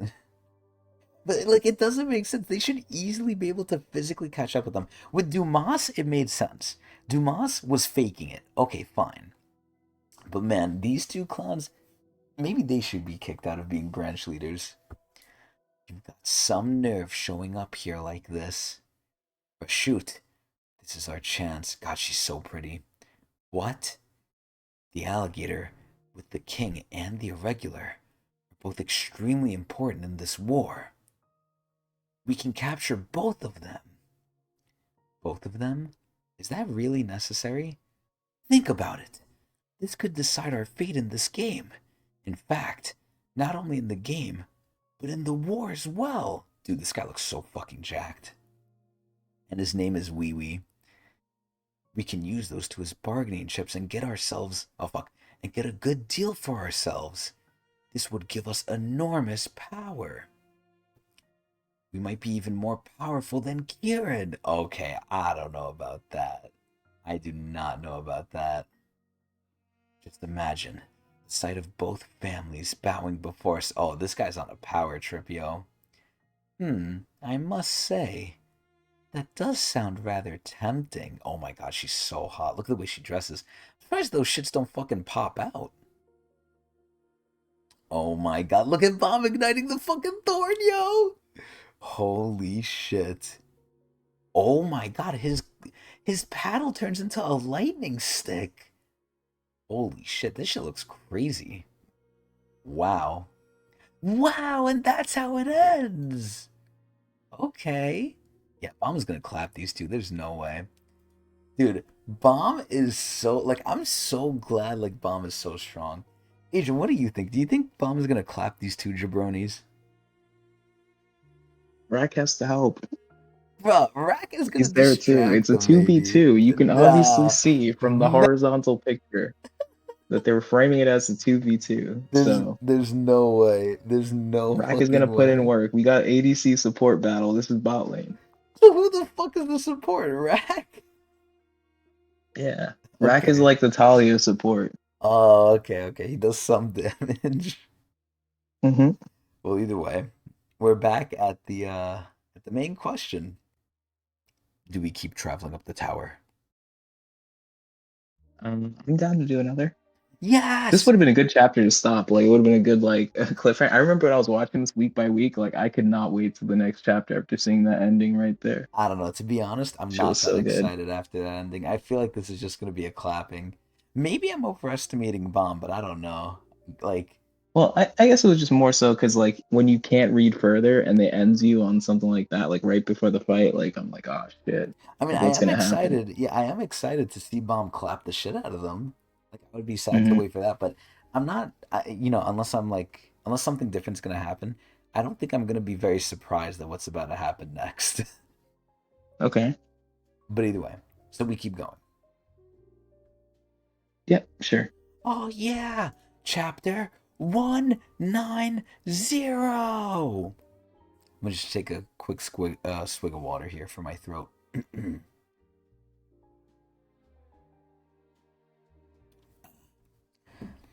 I haven't called them bumps, Sleepy. I'm just saying, like, compared to Bomb, they have to be clowns, bro. Come on. They have to. Anyway, be careful. There's violence. Let's see. I feel like there wasn't even violence in the last one. Did you see anything, like, graphic in the last chapter? I think there was barely any violence. Like, Wasn't like Garuro being possessed or something like that? that was the first one. That was the first one. Yeah. Nah, I'm not sure then. It was nothing. Yo, fucking webtoons, bruh. Soft. Wow, so no, like, pre-image, too. Look at this.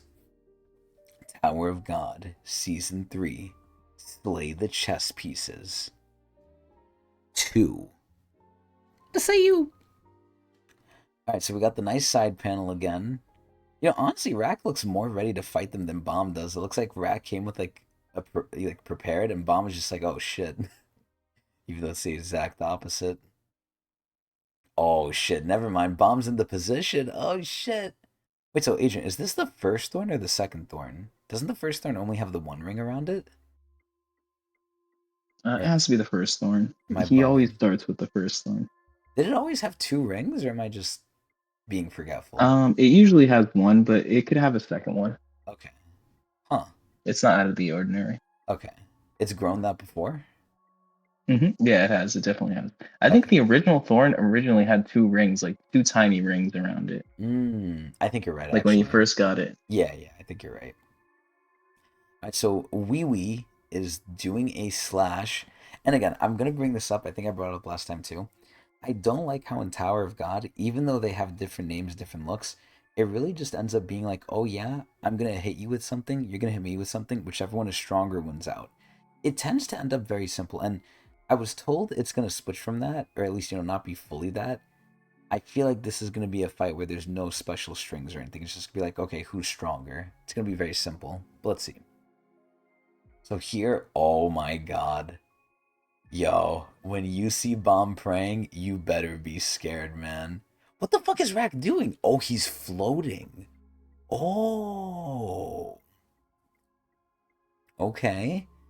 Oh my god, and there it is. Dude, I love how Bomb has to, like, pray to make this thing. An orb. Oh my god. Oh my god, he's just blasting them. Oh shit. Okay, so she's shielding them with, like, the blood-like thing. Dude, it's so cool how she had blood wings. God, and her feet are out. She's so hot. It almost looks like she could be Rachel's mom. Look at the size of that orb. There's definitely something unusual about this irregular. Well, yeah, that's why he's an irregular. Don't get too carried away. We need to catch him alive. Well, catching people alive happens to be my specialty. You know what's crazy? I would not expect that from her. I would expect her specialty would be killing with all the blood. So she's blasting them. Okay. I'm assuming Bomb isn't going to let this happen. Or maybe Rack is going to finally do something. Never mind. Bomb is doing everything. Wow. Oh, wait a minute. Oh, is he getting blindsided? Because she's blonde? Yeah, not only because she's blonde, she kind of reminds me a little bit. And Adrian, tell me if I'm crazy here. Does she kind of look how Rachel looked in the hidden data floor when she, like, transformed into Icarus? Not really. I mean, if we're just going like beyond the blondness, that's about it, right? I feel like the Because hair was kind of similar, the face structure is kind of similar. Obviously, the wings I don't are know. a little different, but I feel like it's a bit of a stretch because like I don't know. I wouldn't agree because like she was more elf, like she had like elf ears and everything. It was that different is a for sure. difference, yeah. But I feel like they look like they could be similar. Yeah, can you get a All right, picture of like Data Floor Rachel real quick so I could put the side by side up? man, I'm on mobile right now. Oh I'm yeah. struggling. I All right, all can't right, do all right. it. It's fine. It's fine. We'll just take your word for it. I was about to test this shit, but whatever. All right, so it looks like Rack is charging up his spear. Also, is this the spear of the ancients or no? Is there a way to tell? That's the mad shocker. That's the Mad Shocker? Oh shit, the Mad You can see Cocker. by like the like thunderbolts at the end or whatever you want to call them, the zigzag pattern. Okay, okay. So Rack looks like he's charging that shit up. Bomb is literally handling everything. Wow, he's just blasting that shit. I'm surprised the orb isn't handling everything. Oh god, but here comes Wee Wee. Here comes Wee Wee from behind with a steel chair. Oh shit. Just stay still. Dude, this looks so brutal. It looks like he's about to club him on the fucking head. This looks wrong. Oh no, but Bomb noticed. He could feel the Shinsu. Stop resisting! I tried to control my power so I wouldn't kill him. Did I go overboard? Oh, you didn't do it enough. Dude, you know what they need to do? They need to have the Endorsey mentality. You know what mentality that is. Keep hitting him.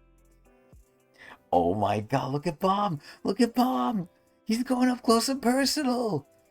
Damn it! There isn't a scratch on him! Boom! He just palmed his ass! It doesn't look like it did much though. Ugh. Do you think Bomb is trying to kill them here? Or do you think he's just trying to like knock him out? What do you think his like motivation is right now?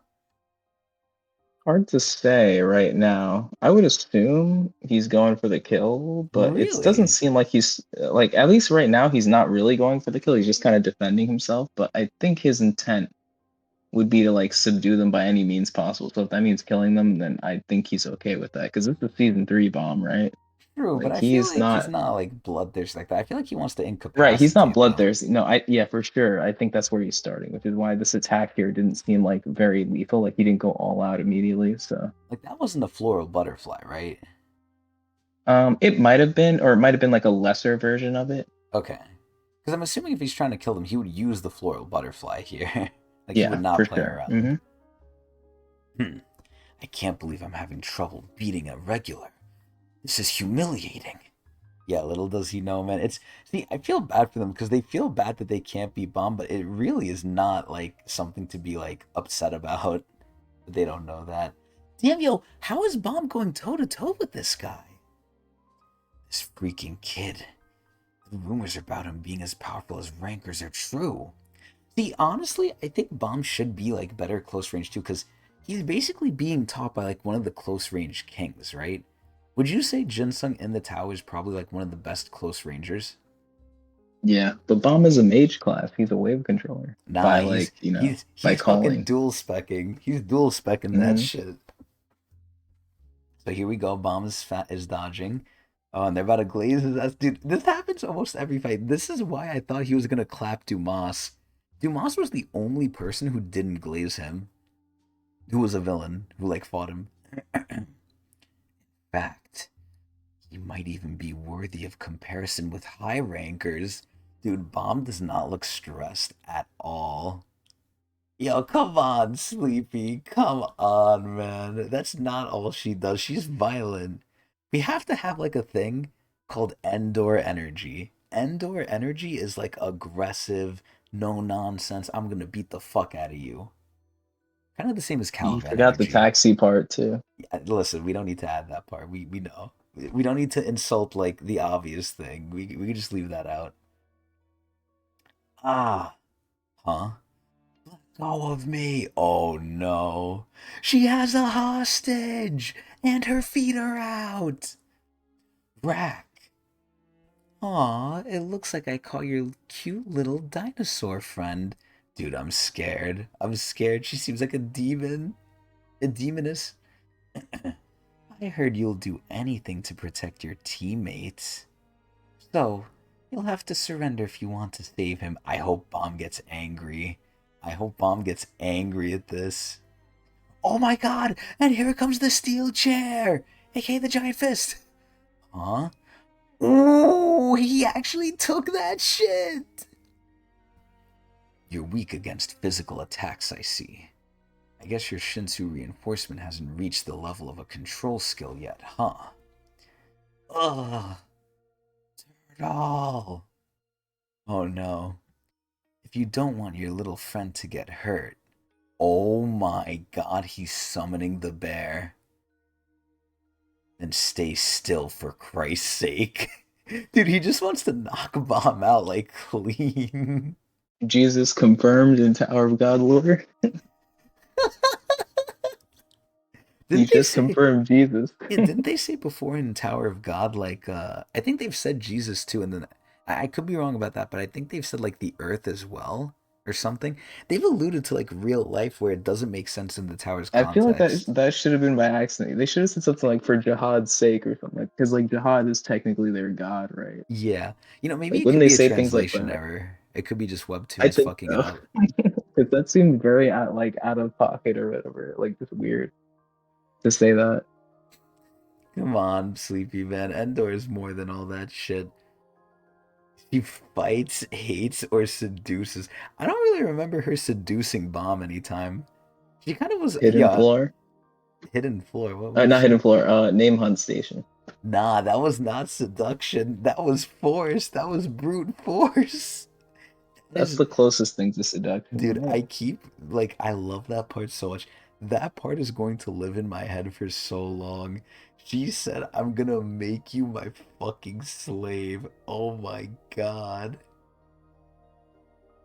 Oh, they consider the tower the god, not even jihad? That's crazy. Oh, right. Yeah, that's true. Yeah. See, either of those two would have been like a better option than Christ's sake. I don't know. The Now we tower have is to bring up sake. Jesus. What position would Jesus be? Would he be a light He's bearer or a definitely wave a wave controller? controller. Definitely a wave Yeah. controller. This reminds me of like how Beyblade, like Moses split the Red Oh Sea with my the Beyblade or something fucking like god. that. We're Like how they make retroactively, low. yeah, we're Yeah. retroactively seeing like history was molded around this.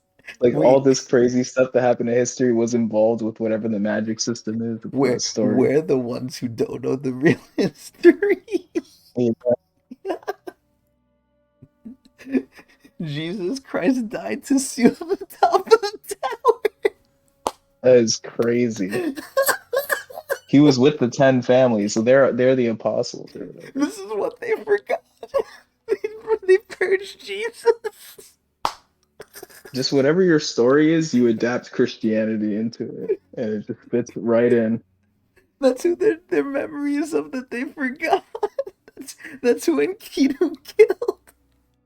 Holy shit. It's Traumarize all making sense Judas. now. Traumarize the Judas. This is my Christian manhwa. Oh my god. Yo, we gotta name this shit Christian Tower of God. That's crazy because we already had the freaking the initial title we were gonna put where it's like Proust gets paid or whatever to throw. I mean, it's a little I thought that potential. one was pretty good too. These are working in progress. We could have a better one. Who knows? Yeah. This came in like the end of the middle of the third chapter. That's rare. Yeah. I'm just thinking like what did Moses use to throw that Beyblade? Like in the image, they didn't even like show him like he didn't even have like the rip stick, like I think you're supposed Yeah, to the pull thing or where you whatever. let it rip. Yeah, the I think the launcher. Beyblade was just sitting there in the middle of the Red Sea. It was just doing its thing. Oh my fucking god. Actually crazy. All right, so the bear is pawing at it. Bro, that shit killed me. Okay, and Bama's just taking it, and we know he's not as tanky as Jinsung. This is gonna be a problem. Yeah, wow, that bear is doing a number on him. Oh no. Oh no. Oh no. And we know the bear is like not trying to kill him either. So, Yo, what happened, Chris? Obama was supposed to smoke both of them. bro, he's gonna do it. I'm telling you, he's Yeah, gonna Rat do got it. captured and Bomb isn't winning against a Nah, 1v1. they played dirty. Yo, what's Rack doing? What did Rack do? Yeah, well, if Where's the Bomb was gonna quack, he 2v2? should have protected that. Where's the 2v2? I This is don't some know. bullshit, yo. He was using force seduction is crazy. Oh my god. Anyway, this bear is beating the shit out of him. Oh my god, it's still going. It's dragging him like through the floor. Oh my, and all he's doing is bleeding from that. That looks like it should have done way more damage. Damn it. You shameless bastards. Shameless? Not at all. God, she's so hot. You're simply too weak. When is Rat gonna use his fucking rock powers, man? Oh, what's going on? The air around me is suddenly getting colder. Is that Coon? Oh no, it's the bear! I thought it was fucking Coon using his ice powers, finally trying to save him. My body feels like it's going to freeze. No way they actually capture Bomb here. No way. You feel it, don't you? The frost bear I command has such a cold body that it freezes everything it touches. Pretty soon, your whole body will be a block of ice. Yo. Aw, poor thing. Dude, she seems so evil. She seems so masochistic. Wait, is it masochistic or sadistic? The one where you like other people suffering? Sadistic. Sadistic. Yeah, she seems so sadistic. Aw, poor thing. I think your friend is about to become a human popsicle. Oh, now what is that image of Rack? And it's all because his useless dinosaur friend couldn't do anything to help him. Oh no, this is. And Rack thinks he's the strongest. This is not good. Dude, he looks upset. You know what this kind of looks like? It kind of looks like the face that, Oh god, what was the person? I think it was in JJK, the face that. Not Mahito made, I think it was the face that Yuji made when he was like serious. Did she just say the black turtle is going to die because of me? Because I'm weak? Me? No, I'm not weak. Oh shit, he's getting big! Ah! Oh my god, he's getting naked. I hope we don't see his really freakishly long tail. Ah! Ah! Don't waste your energy. You can't escape from that by making yourself bigger. Oh my god, she's so fucking hot. I'm not weak. Do you hear me? Wait, what the fuck? He's forming stone. I am not anyone's prey. What the fuck? Is he about to become the thing? Oh my god, he really is naked! What the hell? Oh my, look at her. Oh, and even Bomb's noticing what's going on. Oh god, is he getting his rock form? I'm a hunter! Okay, thank god they're covering that part. You know what this kind of reminds me of? Holy shit. I mean, you're gonna know it like instantly too, Adrian. It fucking reminds me of, Mate. Hmm. This is basically what Mate does, except his is probably stronger. Because, and, this is where your engineering, I guess, comes in handy. Is stone stronger than concrete or no? Non-reinforced. Non-reinforced concrete. Depends. It depends. On what? Because stones are essentially unpredictable. They're not really something you can measure how strong they are because stones come in all different shapes and sizes, right? Ah, Um, okay. I would say concrete is more consistently strong, but stone has potential to be stronger, Okay. right? Like, all those ancient Roman things that are built of stone and, that concrete in between. Yeah, there's concrete involved, but those stones, they last forever. Okay. Because basically what I'm trying to get at is this has to be stronger than Mate's. Like, Rack is the Yeah, stone guy. It has to be stronger it than is. It Mate's. is. But is Rack's application of it stronger? We don't really know. Because Well, I it's think his first time Kuhn said using it it. best. Edwin mentioned that like Rack's ability is stronger than those who can like, have like stone Shinsu because he creates the stone himself. It's not like his Shinsu becoming stone. Wait, I'm confused. Can He you repeat that? creates so instead of like his Shinsu becoming stone, he controls stones. Who, Rack? So it's not yeah. Hmm. Okay. So he can control Earth. It's not like him creating Earth from his Shinsu. Oh, so this is coming from the environment. In theory, yeah, but although he can create it too through his Shinsu, but it's like he also has the added ability that he can control it around him or whatever, which is something that typical like people who control or who have like the stone Shinsu can't control, right? Like So for he example, if has. you're a fire user, you can't actively control someone else's fire, right? Yeah. Ancients can do that, which is why like Oh. Rack was supposed to be like, well, why Kun Edwan was saying that like, oh, you must be like a descendant of the ancients or something like that. Oh, In okay. this case, he probably did create it with this Shinsu, but it is a mental note to have that he can control like rocks around him as well. Okay. Okay. Hmm. So he has a greater degree of flexibility with the power then. Yeah, like it's more natural to him, I suppose, right? Like he has less restrictions on it. Okay. Okay. Anything that's stone is within like his His realm of, domain. control. Okay. So Sleepy kind of brings up a curious thing here. A lot of people weren't feeling this. Are you feeling this, Mr. Krabs? I like it. You like it? Okay. I gotta see Okay, how yeah. effective it's gonna be. So let's see. I like that he's kind of naked though. Mhm. I think it's a Oh step in my. the right direction. That's the reason why I like it because we were just talking about how like fights are always like I'm stronger than you, this that. I kind of like this kind of brings it is a little bit more of like just overpowering, but it does have more of that like kind of step in the right direction where like Rack isn't just blasting them or throwing a spear at them, like he's doing something a bit more interesting. I hope he So goes it's like adding physical some man mode dimensions here. to it. Yeah. Like I feel like Tower of God fights have a way to go to like make them a bit more interesting, like and more like matchup based and stuff like that. Like we need more of that, I think, in Tower of God. Like you know what I'm saying, I but know what you're saying, yeah. it yeah, it needs some work for sure. And I think this is a good first step Hmm. to get there.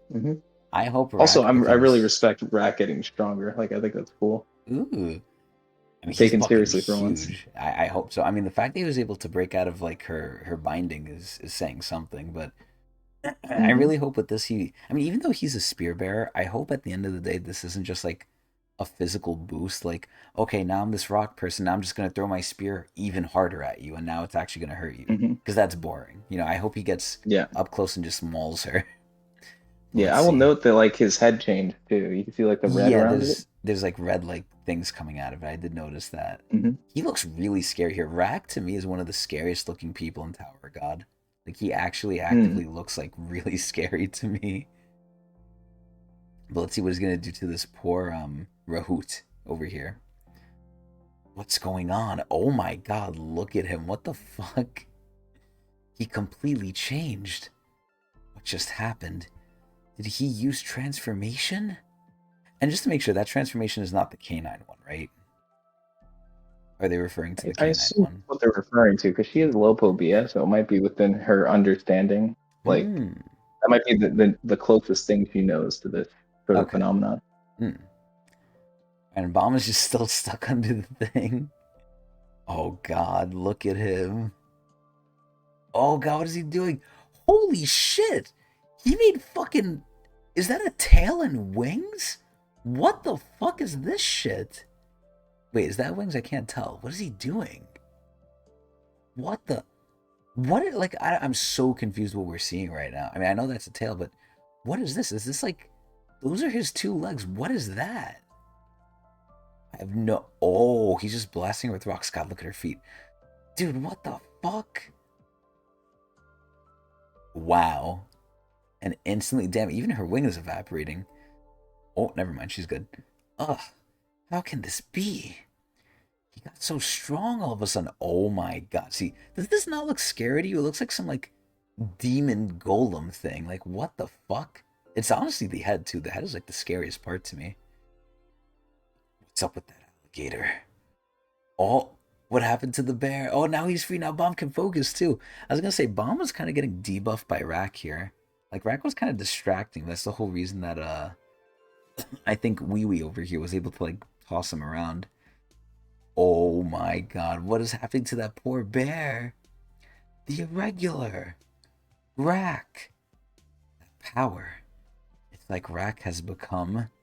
Oh my god, this looks like a Godzilla pose. Jesus Christ, I like how it wraps around his arm. Oh my god. An ancient creature? Holy shit. His ancient powers. Okay, I like the way they're kind of describing. I think that's a good thing. It's way better than Kuhn's thing. Like Kuhn needs to start using the ice or something because unless he's gonna rely on like the white steroid he has, I don't know how Kuhn is gonna Hmm match this. Like now Rack is like I think up to par a little bit. I like this for Rack. Yeah, this is Oh, he's exactly the kind of buff that I wanted for like Rack and Coon to get. Like something kind of like this. Like besides something unique. the white buff, like yeah, something where it's not just like a straight up power buff, but something like it like levels up something that they already had because we already set the groundwork from like Shinsu quality and stuff like that. I feel like we need to expand more on like Shinsu qualities and their actual effects, and from there we can get to like that whole point where like we're fixing the fight scenes because we're talking more about like oh well this Shinsu quality counters this or like this has a special aspect to it or something like that, right? I Like I think that's where things could get better. I fully agree with you, and I think the best showing of this was the Caliban versus Liberic fight. I think that was the Mm-hmm. best showing of like how Shinsu quality can affect the fight. Because the whole time, what are they doing? They're fighting normally. Liberick is throwing spears at him, and then Calvan is punching him. Okay, pretty normal. But then what was happening the entire time? Liberick was kind of planning it, and then once he revealed the Shinsu quality, he showed us that like, oh, the big plan was to do this and then just make it explode, which he did. So Mm-hmm. I want stuff like that where they go more into the Shinsu quality, like, oh, this girl's blood wings, maybe because they're blood, but they're crystallized. Maybe they're like really hard or something, right? Or maybe if you do so, I don't know, some fucking bullshit. Like maybe if you do something, they're like weaker to something because they're blood specifically. Like there should be some more nuance to these fights. I really do think that, but Mm-hmm. the transformation's a cool thing. I just like how they're tapping finally more and more into Rack's like ancient thing. I wonder if Rack is gonna like interact with Arkanator one day. Hopefully. But either way. Yeah. Or the other ancients that we've seen, like freaking Evankel and Calhoun. Yeah, yeah, I just want to go more into the ancients in general, because Although I they're not very alligator-like. yeah, they're kind of their own different things. Wasn't there was a part, I think it was in the hidden floor maybe, or the Hell Train, where Rex saw a statue that looked like kind of like him, but it was like an ancient statue, and he kind Yeah, of and he like was froze staring up, at and it. then they were Yeah, like, "Hey, Rack, what are you doing?" And then nothing ever came of that. So like that's another like plot point that they could bring up. true. You know what the biggest thing is though? Would you Hmm. confuse some of the ancients for traumatized animas? That's an interesting question because you would think that Tromai would actually have like a legitimate ancient, right? But it's like none of his animals are depicted as ancients. Maybe they are, maybe they aren't, I don't know. But when I think of ancients, I think of something beyond the 10 great families, Mm-hmm. like beyond their realm to control, something that like they have to willingly join you. Like it's not something that, which seems kind of like I'm nerfing Tromai because Tromai should be able to do it, right? Because he is the guy. But Mm-hmm. um, I don't know. It's kind of hard to say because we know so little about them, but in my like my frame of mind, I believe that the ancients are something bigger. They were something that were there before the 10 great families joined into the or before they climbed the tower, and they've been there for a very long time. And I think they were always kind of a mystery, but I can't really say for sure because I don't really know, but that's just how I feel. I So see. for Cromride to be able to like capture them, and let's just say all of his or some of his people were ancients or something like that, I feel like it would water down how important they are, I think, which is why I'm hoping that's not the case, if So that makes any sense. I agree. It makes sense. So the main thing that I think is kind of sad is the ancients. I mean, we've seen Kel Halam and we've seen Evan Kel, right? Those are like the main two. Mm-hmm. I think, and we've seen a little bit of Arkanator too. This is where I think the ancients are being kind of set up to be really strong, and I think their limiting factor is like the people they're with.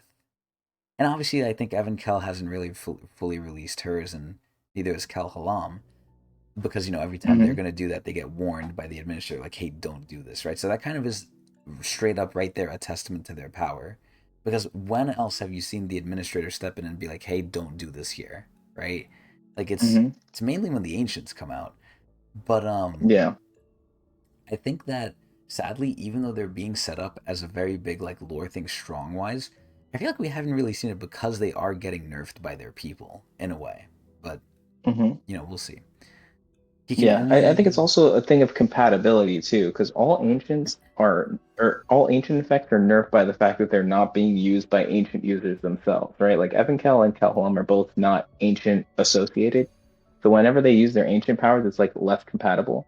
It also Mhm, worked for our Arkanator, or whatever his name is. When she was with Nennea, they were saying that like they weren't compatible with each other, so he literally couldn't do much mhm, with Nen's body, mhm. stuff like that. Well, I thought that was The just because. spear as well. Yeah, I thought Oh, Nennea yeah, it was was just mostly because because she like was a, weak. a That's true. non-fighter. Yeah, I thought it was But I because of wanna that. assume that like part of that also adds into the fact like there isn't compatibility in terms of like an ancient thing. Although maybe the canines do have that compatibility, and maybe it was just her body and that was it. Mm, Not 100% sure. But I also like to think about the fact like the ancients have like old stuff too, like the ancient spear, right? Like they're kind of like a prehistoric version of the workshop in a sense, where it's like instead of having like manufactured technology and stuff like that, they're more of like ancient artifacts and things, you know? I Kind was of gonna like say, if like, you know what like if that Pokemon game where it's like the futuristic version and like the prehistoric version. I never played that one?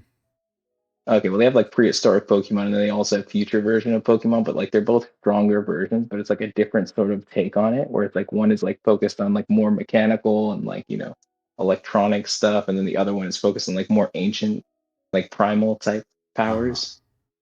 So like, you have like the primal stuff with like the ancient spear, and then you have like, manufactured ignition weapons, like the Hmm. 13 months or whatever other weapons come from the workshop. I don't know, just Okay. like cool things to expand the lore a little bit. Like make it Hmm. its own faction is what I think the ancients should be. They should be like their own thing similar to the workshop, but like less known because their history was kind of erased by the coming of the 10 great families and like how they kind of just took everything up and the ancients just kind of disappeared. Hmm. Okay. That's my Uh, take on it. I pretty much agree, and I think they're already doing a good job at hiding the information because we barely know anything about the ancients. Hmm. Yeah, I just wish they were They like still have that mysticism. Yeah. they do. Yeah, I still wish like it was a little bit stronger. But to kind of comment on what you said, Sleepy, I don't know like what would they be classified as? Because they're not administrators, right? Like they're not on the same level. Do um ancients use Shinsu? It's assumed, right? Okay, Maybe ancients are like the next thing from, or like descendants of, or cousins of the administrators. Like administrators. they're not quite as strong, but like they're like the next best thing, maybe. Hmm, maybe. That would kind of make sense because the administrators come in all shapes and sizes, right? They can shapeshift, although they typically come in the shape of fish, but like they can look like anything they want to. Hmm. And they're animals, right? So kind of fits the ancient sort of thing where like ancients are always depicted as some sort of animal or whatever. It's a What bit of is a stretch, but I would kind of like that. I just want the ancients to be something important. I don't want all this like mystery and like, talk about how powerful they are and like look at that's this just ancient left? spear and yada yada, and then it just ends up not being very important. Yeah, yeah. Like That's that's the only thing that would be disappointing for me. They can go any way they want, but it has to be something important. They have to make it something relevant to the story, I think. hmm. Well, Rack is basically our key into that plot hole, so we'll see if Yeah. that's ever explored. But I'm just curious how to classify them because like are they more animals? Are they more like, you know, creatures Hmm. separate from animals? Like what really are they? Because they look very animalistic. So by that logic, Yeah. could Tromrai try and tame them? But Right. yeah, so they're he okay. So Sleepy's saying they're like a race. So I guess just the way to take it is like they're another people because Tromrai can't control other people. He can control animals Right. and the beastkin who are infused with animals anyway.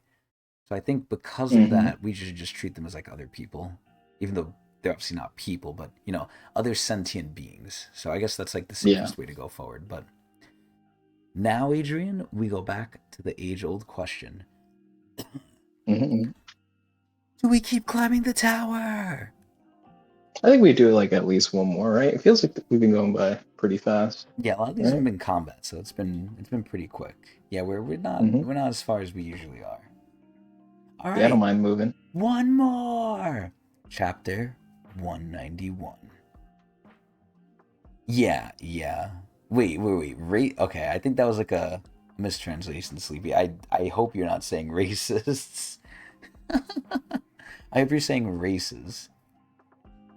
Either way, as before, be careful, there's violence. And no intro, wow. Tower of God, Season 3. Slay the Chess Piece 3. SIU! It's like Rack has become. I already read this shit. Dude, he looks cool though. I'm telling you, this is like Godzilla energy. That might be another thing, man. Godzilla energy.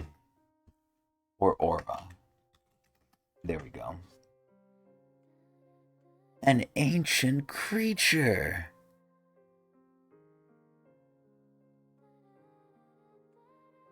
Oh, wait, did you actually mean racists? You didn't mean race? Dinosaur bastard. God, she's so hot. Dude, she's gonna be like the damsel in distress, dude. I hope Rack just clubs her with his fist here. Oh my god, he looks angry. And to think all he needed here was to think he was weak and the problem. Like he didn't have to go through any pain. Like look at what Yama has to go through.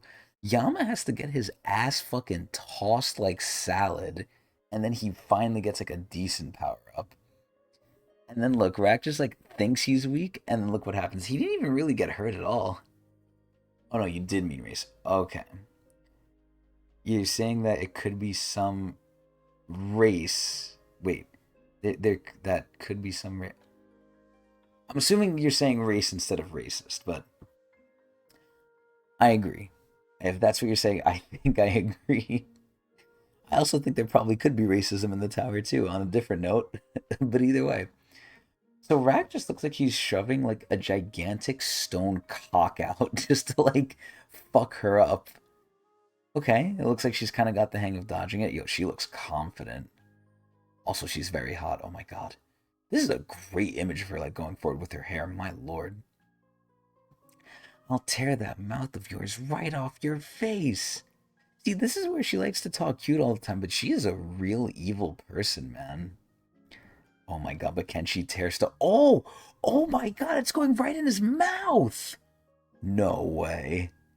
I wonder if Rack is like in control right now. Do you think he's like sentient, like, or not sentient? Do you think he's coherent, or do you think he's kind of berserkering out right now? Not sure. It's real. Like I'm not getting any hints because like he's not talking to Bomb or anything. You don't think? He's locked in right now. Yeah, but I'm just saying in general. Number one, I don't think she's fighting for her life here. Well, she is, but she doesn't know it. I don't think she thinks Rack is stronger than her. Like I don't think she thinks the situation is as bad as it actually is. I think she's gonna find out after what we see next panel with this, but I think she's very cocky and confident. I'm getting the aura of like an asshole from her. Like she just insults. Oh my god, he fucking broke it. Oh lord. Yeah, look, see now she's gonna feel like, oh shit. What the hell? He just bit right through it. Oh my god, please, Rack, club her. Club her. Ah! Oh shit! How can this be? He looked like an ordinary regular only a minute ago. How did he suddenly get so strong? You see, this is where, ironically, in the power rankings, I actually put Rack as potentially the second strongest member in the Raccoon Bomb trio, right? Obviously, Bomb is number one. For a long time, I feel like Coon has been number two, even though it should be Rack. They just haven't given Rack the respect, so to say. I feel like they're finally giving Rack the respect now, where he has ancient lineage. I don't give a fuck if Coon has Edwan's fucking DNA in him. He's not Edwan. And, even though he has ice, which is cool, I don't think at Coon's peak he could be better than what Rack is at his peak, combat wise. I think intelligence wise, Coon beats the shit out of him. I think Coon will win the fight because of his smarts. But I think in terms of like pound for pound power and ability, what they're capable of, I feel like Rack should take the cake. And I feel like now we're finally seeing Rack step above Coon again in combat for once. Because for a while, Coon was, pretty good and Rack was kind of shit. His whole purpose was just taking the spear and shooting it at someone trying to snipe them, and that's it. So kind of like not even fighting, he's just sniping, which isn't even like a fair like one-on-one, even though it's not really supposed to be. But yeah, no, Rack is definitely getting his aura. Dude, this looks like they're blurring out his cock. This looks so funny. There's definitely something strange going on here. Now I really want, hey yo, to catch that dinosaur. True, I think a lot of people can be Rack in intelligence, but if you're strong enough, it doesn't matter how smart you are. Now, obviously this isn't the same level, but look at Urek. You can plan all you want for Urek, it does not matter, right? I think in a similar sense, it's kind of the same thing with Rack. You can have some plans, but I think you're not going to be able to perfectly plan for him if he's such a powerhouse. Now, obviously, he's not Urek, right? He can't just plow through everything. But I do believe that Boone being smarter does give him a better edge. Obviously, the smarter you are, the more of an edge you have, but I think it's especially effective against Rack. It's like a rock, paper, scissors sort of thing. But either way. Alright, her blood is blooding. Ooh. Oh my god, she looks like a blood angel. That looks so cool. It almost looks like Rack is like surprised from it with his mouth open here. That actually looks kind of funny. Oh god, he just looks like a berserker here. He looks angry. Oh no, this kind of reminds me of the Venom symbiote too. What the fuck is that? Oh, is this gonna be her animal? Oh shit. Wait, is she a branch leader? She's a branch leader, right? I completely Yeah, of forgot. course. Like, yeah, I completely forgot that shit. They all are. Oh my fucking god. She has the chupacabra? I also love its blood halo here. Dude, this isn't even a real animal. That is cool. That is really fucking cool. And look at Rack just staring at this thing. Dude, Rack looks like an armored fucking villain. Suck all the blood out of that dinosaur. Oh my god. Dude, you're telling me this doesn't look like Icarus Rachel, bruh? You're telling me this doesn't look like her? I swear to god it does. It has to. It does. And turn him into a puppet for me. That dinosaur is going to be mine. Oh my god. Nah, Rat gotta handle himself, Bomb. You need to take care of Wee Wee over here. Oh shit, here comes Wee Wee's bear! The ice Wee Wee bear. Ooh, Frosty Bear. Freeze them all. Ooh, oh my god, look at him. Wait, if he's freezing, oh my god, he's like, he's flashing us. Holy shit. Bomb, run! Oh god, he actually looks kind of scared here, finally. This whole time he was very nonchalant. Now he's like, oh shit. The Shinsu around me is freezing so quickly. I have to get out of here. Oh, oh no. He's getting trapped. No way. Oh my god. Wait, he's still praying though. Is he about to form the orb? Is the orb about to break him out? Too slow. No way. No way this guy actually got him. What? Oh god, this chupacabra looks like a fucking eldritch god. Oh my god, what are they doing to Rack? Wait. Oh no, Rack is throwing a rock at it. Multiple rocks. It doesn't really look like it's doing anything though. Dude, this chupacabra looks crazy. Oh, Rack just looks like he's yelling at it. You know what's crazy? It doesn't look like Rack has much mobility in this form. I mean, he probably does, but we've seen him stuck in this pose for like the last couple like instances. It looks like he can't move properly. Like he's too stiff. Okay, Rack is trying to grab it. Now he's moving. Oh no, it looks like he's getting violated. Oh my god. What is going on? Oh god, I think the chupacabra's trying to eat him. Oh god, is it sucking his blood? What is it doing? Did it eat him? I'm so confused. Oh my god, she's so fucking hot. That's it. Once all the blood has been drained, like a vampire, I'll refill him with my blood and turn him into a puppet. Oh no, wait a minute. It's causing indigestion. You can't eat rocks. You're not Rack. Oh my god, he's bursting out. Jesus Christ, dude. This thing looks like it's in fucking pain. Oh no. See, there's no way Rack is gonna burst out and Bomb isn't. Bomb has to make it out too. Unless Rack actually saves him. Oh my god, what is that? Is that like a spear? Oh no, that's just the blood, I think. Oh my god.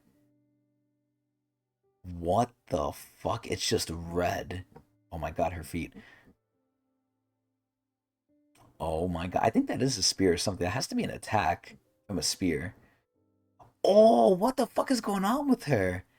Ah. Holy shit. Okay. Oh, he makes his fist into a fucking club. Holy shit. Oh my god, he's elongating it. What the fuck is this shit? Dude, this is an aura pose right here. This is like an anime pose where it's like you're looking away with the weapon. Holy shit. You, oh my lord. You bastard! Holy shit. This reminds me of Vegito from Dragon Ball Z. Holy shit, bro. This rock seems so strong. Holy shit. Is he throwing the rocks at her? I'm so confused. Oh my god. thigh is so thick. Ah! Shoot!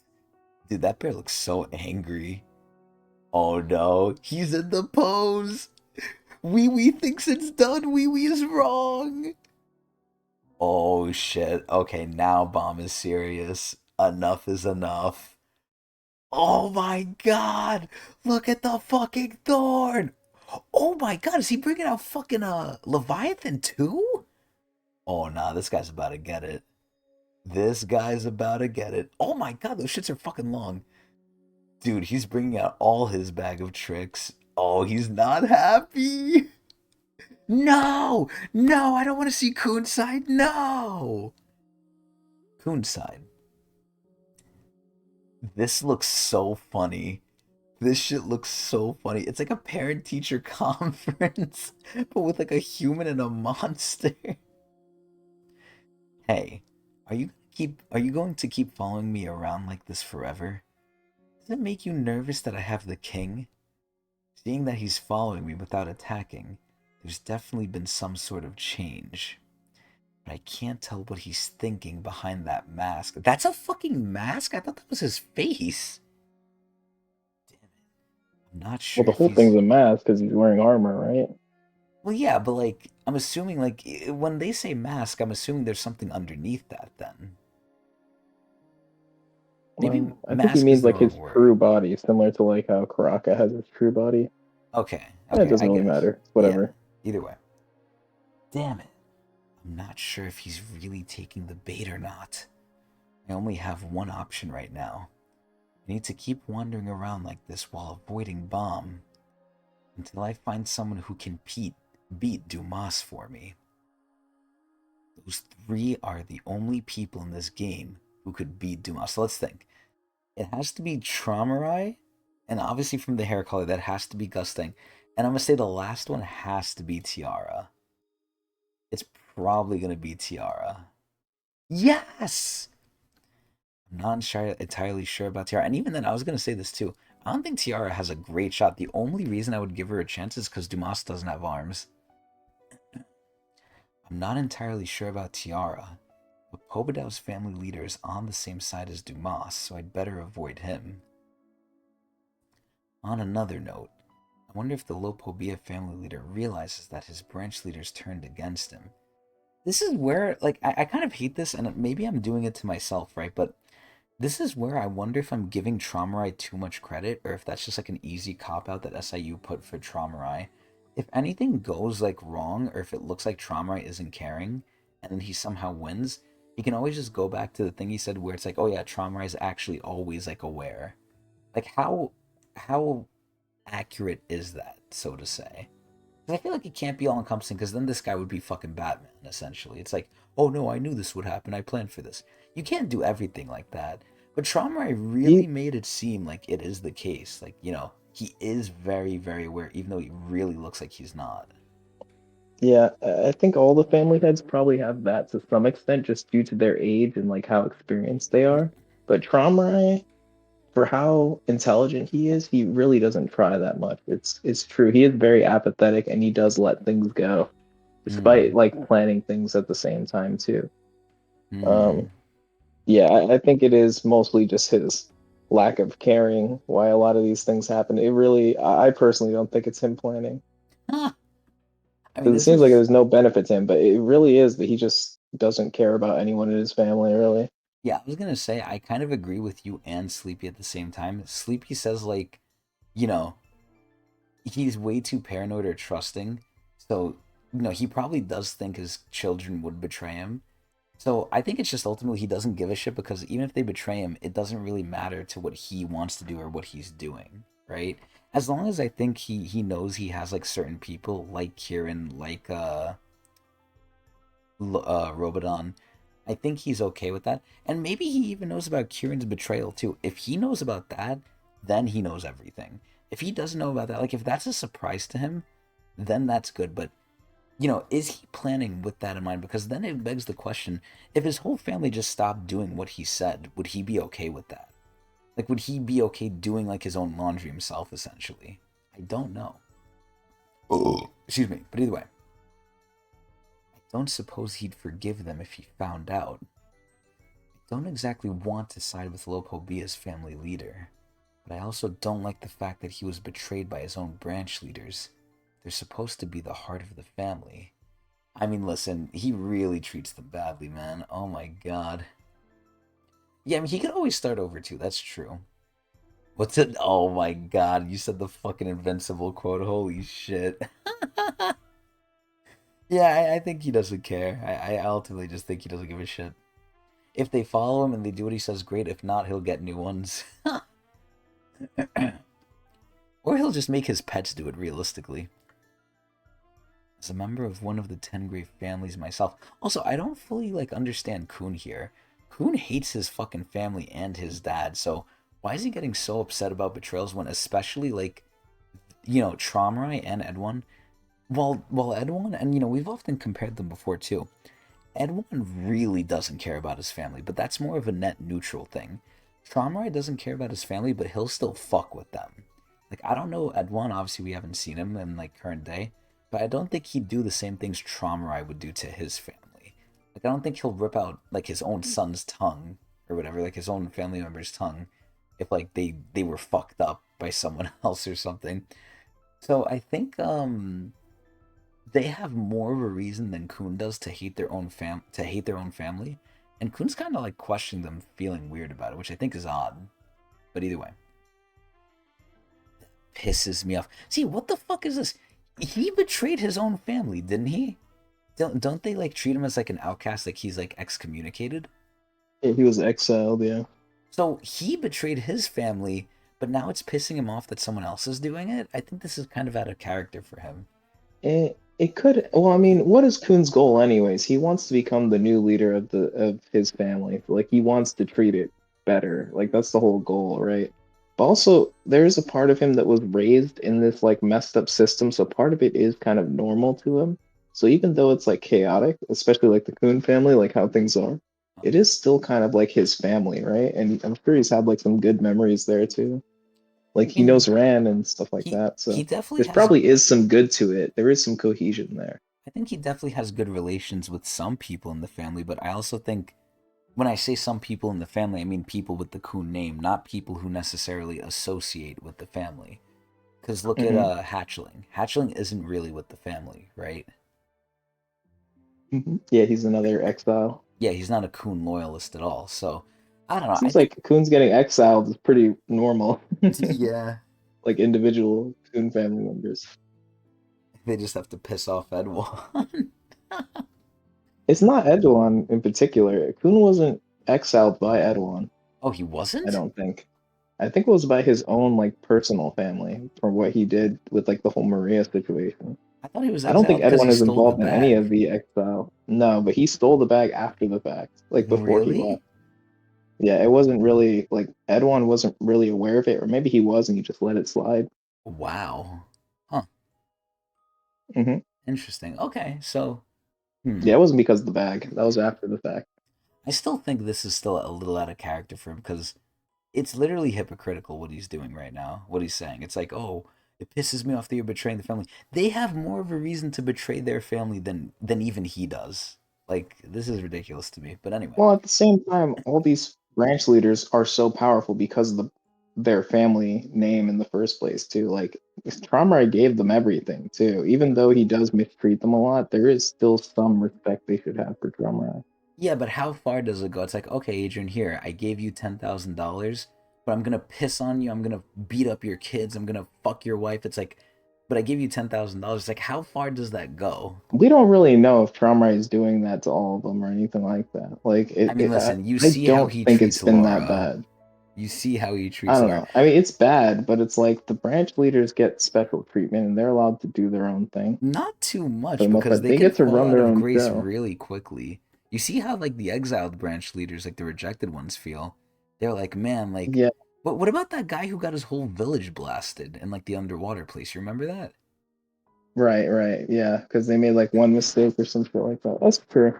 Yeah, maybe you're right. I don't know. I guess I'm kind of just playing devil's advocate, right? I'm trying to find out a reason why Kun would be this way, because I know there's something to it, but Hard to Yeah, pinpoint, I guess. I'm gonna need to see Maybe it because is a bit illogical. it feels a bit hypocritical based on what he's done. Either Yeah. way, let's see what Dumas says. Hmm. What about Dumas? Could he wipe out all those scumbag branch leaders for me? Oh no, is he gonna start using Dumas as a weapon? Oh, oh shit. It's the branch leaders. Oh, she about to shoot his lighthouse? Oh, she did. They're nearby. I like how Dumas is just like curious. Dude, Dumas is so funny. I'm so shocked at how like tame he is. It's worth a shot. My goal is to keep him from running into Bomb anyway. All I need to do is stay alive and make it to the arena with Bomb. So until then, I'll do as I please. After all, I have the best chess piece of anyone. Oh shit. I feel bad for these two. Dude, she's so fucking I mean, she's not too crazy. She's hot, but she's normal, honestly. I feel like that's one of the first times I've said that. Oh my god, look, it's the super discount Jinsung. It's one of the Irregular's teammates. Look behind him. Oh my god. Yeah, if I were to see that, I would just give up too. That's Dumas! Dude, Dumas has so much aura. This is how you do aura right. That is crazy. Like, they're like, oh yeah, look, it's just like the little regular. Oh my god, it's Dumas! That is crazy. Oh my god. And the best part is, Dumas is not like Yama. Like, he doesn't flaunt it. He doesn't shove it in people's faces. He doesn't try and be funny. He's just serious. Like, he's just cold turkey. Like, yeah, I'm here to get business done. Screw it. And he's not even like a brute. I really thought he would be a violent animal. He is really calm and really, like, respectful, honestly. I am so shocked at Dumas, man. Like, honest to God. Where do I have him on the tier list? I have to have him somewhere. Wait a minute. Where is he? Hold on. Oh no. No. Don't tell me I don't have Dumas here. Maybe he got lost. Maybe I had him and I just didn't put him. No way. I could have sworn I had Dumas up here. Who's next to Liberic on the tier list? On the left of Liberic? Oh, that's Dumas. That's Dumas. Okay, that's the one. Okay, I couldn't I see very was well. I was looking in the fucking regular tiers. I wasn't looking at the villain tier. Wow. Do you want to put him in regular? I don't know, because now He he's not doesn't feel really a like a villain. He's villain. more of like a force of nature. Yeah, like he's just command. He's gonna do as he's commanded. Like I don't Like even he's not think he would. particularly evil, yeah. Yeah, I don't think he would really like. He's not really an antagonist to them of his own will. He's just not on our side is the issue. But like once he's on our side, it's good, right? Like if you just Yeah. agree to Poe it out and do whatever you want, no big deal. Hmm. Interesting. I don't know. I guess you could say that for a lot of villains. If you just agree with them, it's no big deal. Yeah. Yeah, I Except for guess that's maybe fair. White. Yeah, White, you really don't know. Oh man. Okay, so that's. Well, I'm glad Dumas is as high as he is. I really like Dumas too. Fuck, I don't know if I should put him above Mashini now. God damn it, dude, I really like Dumas. I guess I'll keep him there for now. I'm glad he is there though. But okay, well either way, back to the question, Adrian. Do we Hmm. keep traveling the tower? I'm okay to stop. I think this is all right. Okay, A decent amount. But if you want to keep going, you keep going too. keep going. I hope this is the short one if we keep going. I mean, I don't mind to do one more. All right, shit, man. Let's see what Dumas is about to do. Oh yeah, the extra Dumas chapter. Let's go. Chapter 192. Be careful, there's violence. Oh my god, look, Dumas is coming ahead of him too. So there's like no recap anymore. Wow. Dude, Dumas looks like, even with his arms missing, he looks so crazy with just like the flaming limbs. Or like the flaming, like, missing limbs. I just don't understand why he's wearing like a thong like that. Either way, he's jumping down with his bird legs. Oh, this shit's about to be bad. He's about to step in front of Kun and just protect his ass. So, what do you think his reasoning is here? Do you think he's thinking like, "Oh yeah, I gotta protect Kun because he's the king"? Well, obviously that's the part of it. But do you also think he's thinking like, oh, if I just follow Kun, I know I'll find Bomb eventually? I think you're kind of right there. I think he's like hedging his bets because I'm not sure if he 100% believes Kun, but he can't take the risk of like hurting him and potentially losing the king, right? Hmm. I think so too. So there's that aspect of it, and also it is true. If he just stays with Kun, eventually Kun will find Bomb, or Bomb will like try to find him. I'm more So curious why Dumas isn't doing like the secret route. Like, why is he not being stealthy and just like pretend like you're not pretend, but follow them without them knowing. I'm sure he could be capable of it. yeah, I mean at this rate it's too late, right? He already Well, showed he his can he hand. can So, pretend to like leave and do something else, and then he could just follow them secretly. There's a way he could do it. I but definitely there's think there's still a way he the could do it. issue of him being concerned about Kun's like thing. I guess if he's following him secretly, it's not that big of a deal. But I don't know. Maybe it's hard to hide in the sprout. Like it's not as like there aren't enough crevices for him to hide or whatever. Or maybe he's just going I the don't know. Urek route where it just doesn't matter to him. He's just gonna That do it too. like He doesn't seem to have an issue fighting anyone. Like, yeah, it's a bit annoying that Kun is like using him. Obviously, he doesn't appreciate that. But at the end of the day, like you said it, he's a business person. So whatever gets the job done, he's not gonna like he's gonna swallow his pride for it. dude, I just love their reaction. Oh my god, it's Dumas. Yeah. Everyone knows this guy, yo. Dude, these two look like they're really going to the beach. This looks so funny. Shit. Out of everyone in Pobedow's army, he's the last person I was hoping to run into. Dude, he looks angry. You know what's so funny about this? He looks angry and he's like stomping on the ground with his like bird legs. But like he's not angry at all. He's like calm. Like if you say hi to him here, he'll like talk to you. Like that's the craziest part to me. He looks like he's enraged when he's not. He just looks fucking pissed all the time with his armor. Is he chasing after that regular? There's no guarantee that Dumas will actually protect me. But this is my only option right now. Wait, he's running towards them? What's he thinking coming at us like that? Oh my god, yo, look at what Dumas is doing! Huh? Dumas? Oh my god, that looks so scary. Dude, he has to use his fucking feet to do this shit too, and this guy is still a problem. Dumas has like black Air Force energy, legitimately. Dude, oh my god, he broke that shit. Why is she almost naked? Ah. Are you okay, Jew? That scared the crap out of me. I thought I was a goner. I don't understand. Why the hell? Dude, look at this combo, Adrian. Look at them posted up in the hood, yo.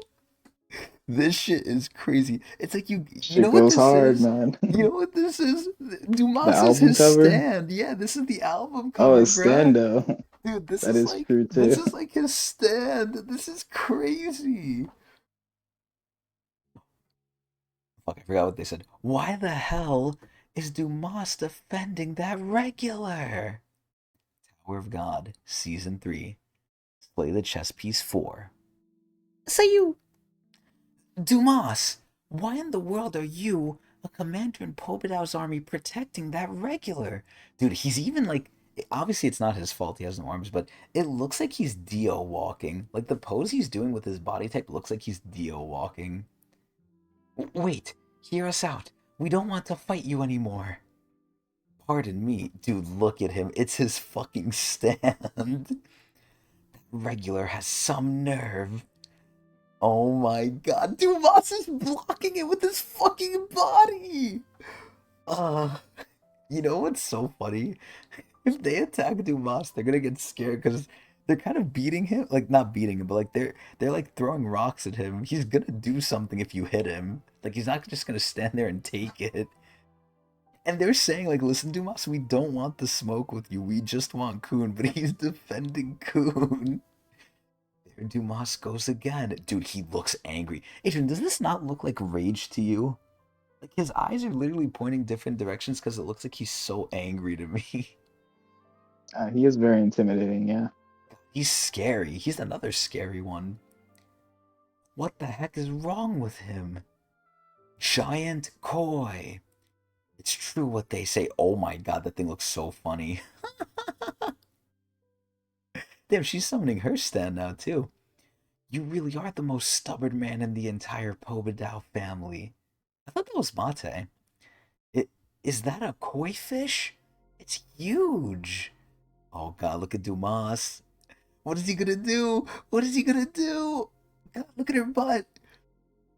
Oh shit. Oh my god, look at the fucking aura. He probably took out his pipe. Which ironically enough in the hood means Glock. Like that means a weapon. If you say you have the pipe on you, it means you have a gun with you. Dude, Dumas is really fucking gangster, man. This guy is crazy. Damn. Wait, did that just not do anything? The rumors are true. Absolute beast. Oh yeah, he took out the pipe. Oh my god. This poor koi fish looks like it's praying to God right now. This thing looks like it's like not pog champion, but like its mouth is open in like shock because it's about to fucking die. Oh my god, what is going on? What the fuck is that? What the hell? Oh, it's an elephant. Knows kung fu? What the fuck? Miniature pygmy elephant. That shit looks crazy. Oh my god, it knows karate! Oh, wait a minute, maybe it doesn't. I can't tell if it's getting bonked on the head or not. Okay, no, I guess it's doing actually pretty good. Wow, okay, damn. What's this now? An elephant that uses martial arts? That's so fucking random. What the fuck does trauma I have? There's no need to be afraid of Dumas. I've got your back. Go ahead and fight him as much as you like. Oh my god, it's so round. Alright. Okay, so the koi is just gonna blast his ass again, and the elephant is ready for some smoke. Dude, they are so lucky Dumas does not have his arms, man. Yo, Dumas needs to start fucking this shit up. Oh, he's blocking them with the pipe. You see, I can't even tell if he's struggling. You know, it's the same thing as Karaka, kind of. You can't really tell Karaka's emotions, like during the fight, like if he's happy, sad, angry, you know, struggling. It's kind of like that with Dumas, too. You can't tell what is going on. Oh my god, the elephant's coming.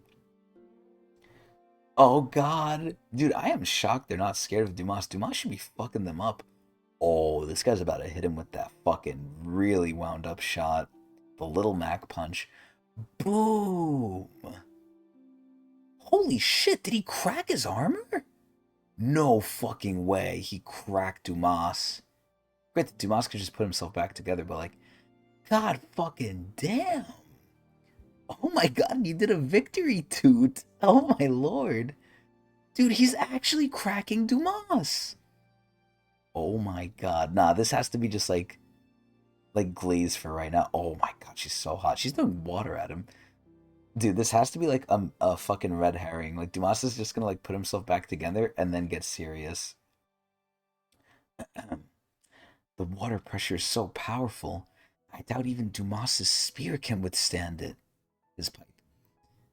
Dude, that koi looks so funny. It's just fucking blasting his ass. Oh no! Dumas, no! Oh no, please, Mr. Elephant, no, don't do it. Don't do it. Dumas! Dumas, no! Oh my god! They're beating his ass! They're jumping him! You know, his thing kind of looks like Yasracha in a way. Like, remember when Yasracha had like the core and it was like purple? It kind of is like what it looks like here with Dumas a little bit. Yeah, Dude, I agree. they're breaking him. Oh my god. What the fuck is that? What is that? What the fuck is that? Oh my god. It's a fan.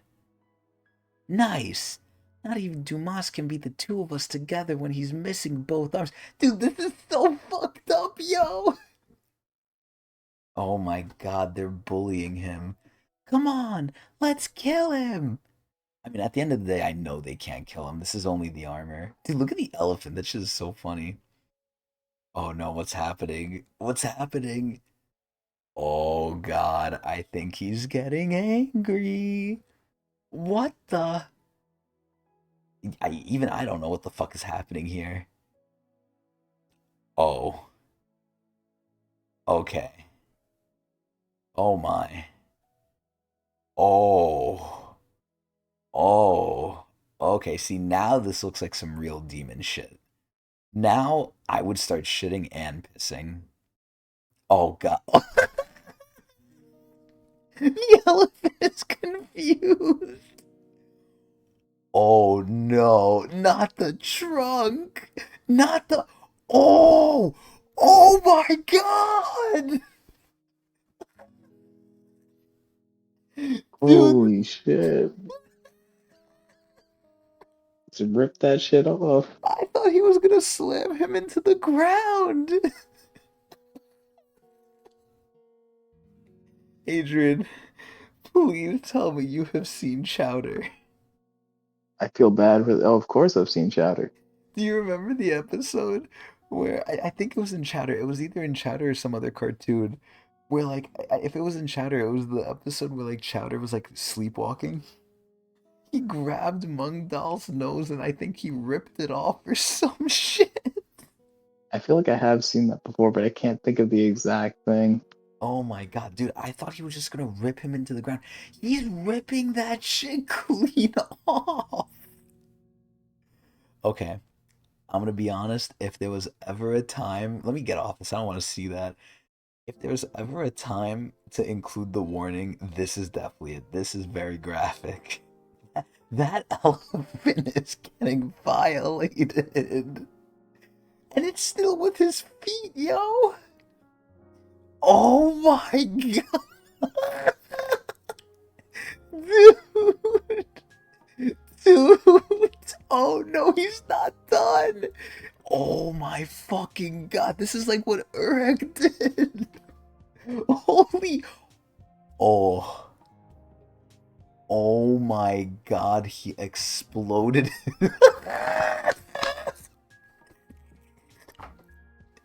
Adrian. This guy is watching this be done to one of traumatized animals in front of him. Let me ask you this. Is it safe to say that traumatized animals are stronger than the branch leaders? In some cases, yes. It depends, I think. So, is it safe to say that if you're able to kill a branch leader animal, the branch leader should be concerned? Yeah, for sure. I mean, look at how bad he got it, though. I feel really bad. Like, no one got it this bad. Dude, this is so good. You know what's crazy? This could have happened to Jinsung and the boys when they tried to jump him. Yeah, if he wasn't holding This could back, have happened. yeah. Holy Hmm. shit. Oh my God, its name is Jumbo. That's so fucked up. Nah, this is crazy. This is fucking crazy. Jumbo. Dude, where's the koi? Where's the fucking koi? Oh no, it's right there. It doesn't know what's about to happen. Oh my fucking God, this looks sick. You know what I'm curious about? It looks like he shed the armor. But even though he shed the armor, I'm curious why he didn't get his arms back. Because this looks like kind of like an ethereal, like wispy form. This does not look like his armor anymore. So it's a little weird. But either way, oh my God. Oh my God. He's like clawing its fucking brains out. He's legit. What the fuck are those? Its guts? Oh my God. Bruh, what the fuck is he doing with just his feet? Kun has to block himself from this. I don't believe it. How can this be? He just overpowered two branch leaders like together like it was nothing. Nah, this is crazy. Look at his fucking eyes. Dude, he has like the same body type as Rack now, too. Look at that shit. Oh my god. This is a problem. How is that even possible? Dude, that's insane. I gotta do something with him. There's no way he could stay there now. Inside the sprout, Traumarai. Play the chess pieces, huh? What an unusual game. It doesn't exactly seem like the game was designed to give Gusting an advantage in our chess match. If anything, I appear to have the upper hand. All the people representing my chess pieces are branch leaders from my own family, whereas some of Gusting's chess pieces are mere regulars. Plus, I can fight in order to steal Gusting's chess pieces indirectly. Gusting may be allowed to take part in the game, but I have branch leaders from my own family under my command, so he's clearly at a disadvantage compared to me. This is comical. This is actually cinema, because he's saying this as two of his branch leaders are getting violated. Like, he's like, yeah, I have the advantage, and then there's Dumas. Like, oh my fucking god, this is ridiculous. You know, honestly, Dumas really does tilt the scales, like, really hard. Like, it's ridiculous what he's doing. It really is unfair as fuck. Dumas changed this whole shit. I wonder what their real reason for playing this game is. Oh, there we see his mind. He's thinking. Either way. The Bubby? Right now, I first need to find and protect whoever is playing as my king. I'd better take out that person down there following me. Lord Traumarai! Lord Traumarai! Oh my god, is that Holland? Are you there, sir? Lord Traumarai! Regret that we meet again under such circumstances. God, he's so jacked. It's me, sir. Holland. Oh. Holland. What chess piece do you have? Oh my god, look at his fucking eyes. You think, do you think Holland is, like, still in pain from, like, Gusting's cursor? Do you think that shit's kind of, like, worn off or eventually, like, it goes away? Or do you think, like, it's a permanent for life thing? Or do you think maybe he got, like, better at dealing with it, maybe? Because he doesn't seem to be, like, as freaked out about it. I mean, the veins are still there, but those veins could potentially be, like, just, like, I guess, after effects from it. He seems really calm, though. Either he got used to it, or I think, maybe it's just not affecting him. Maybe that's just, like, a visual leftover. I'm kind of scared he might say he's going to betray Trauma right here. I'm terribly sorry, my lord. But I have the king. What? No way. I think he's lying. I think he's lying. There's no way. That is crazy. If that's true, that's crazy.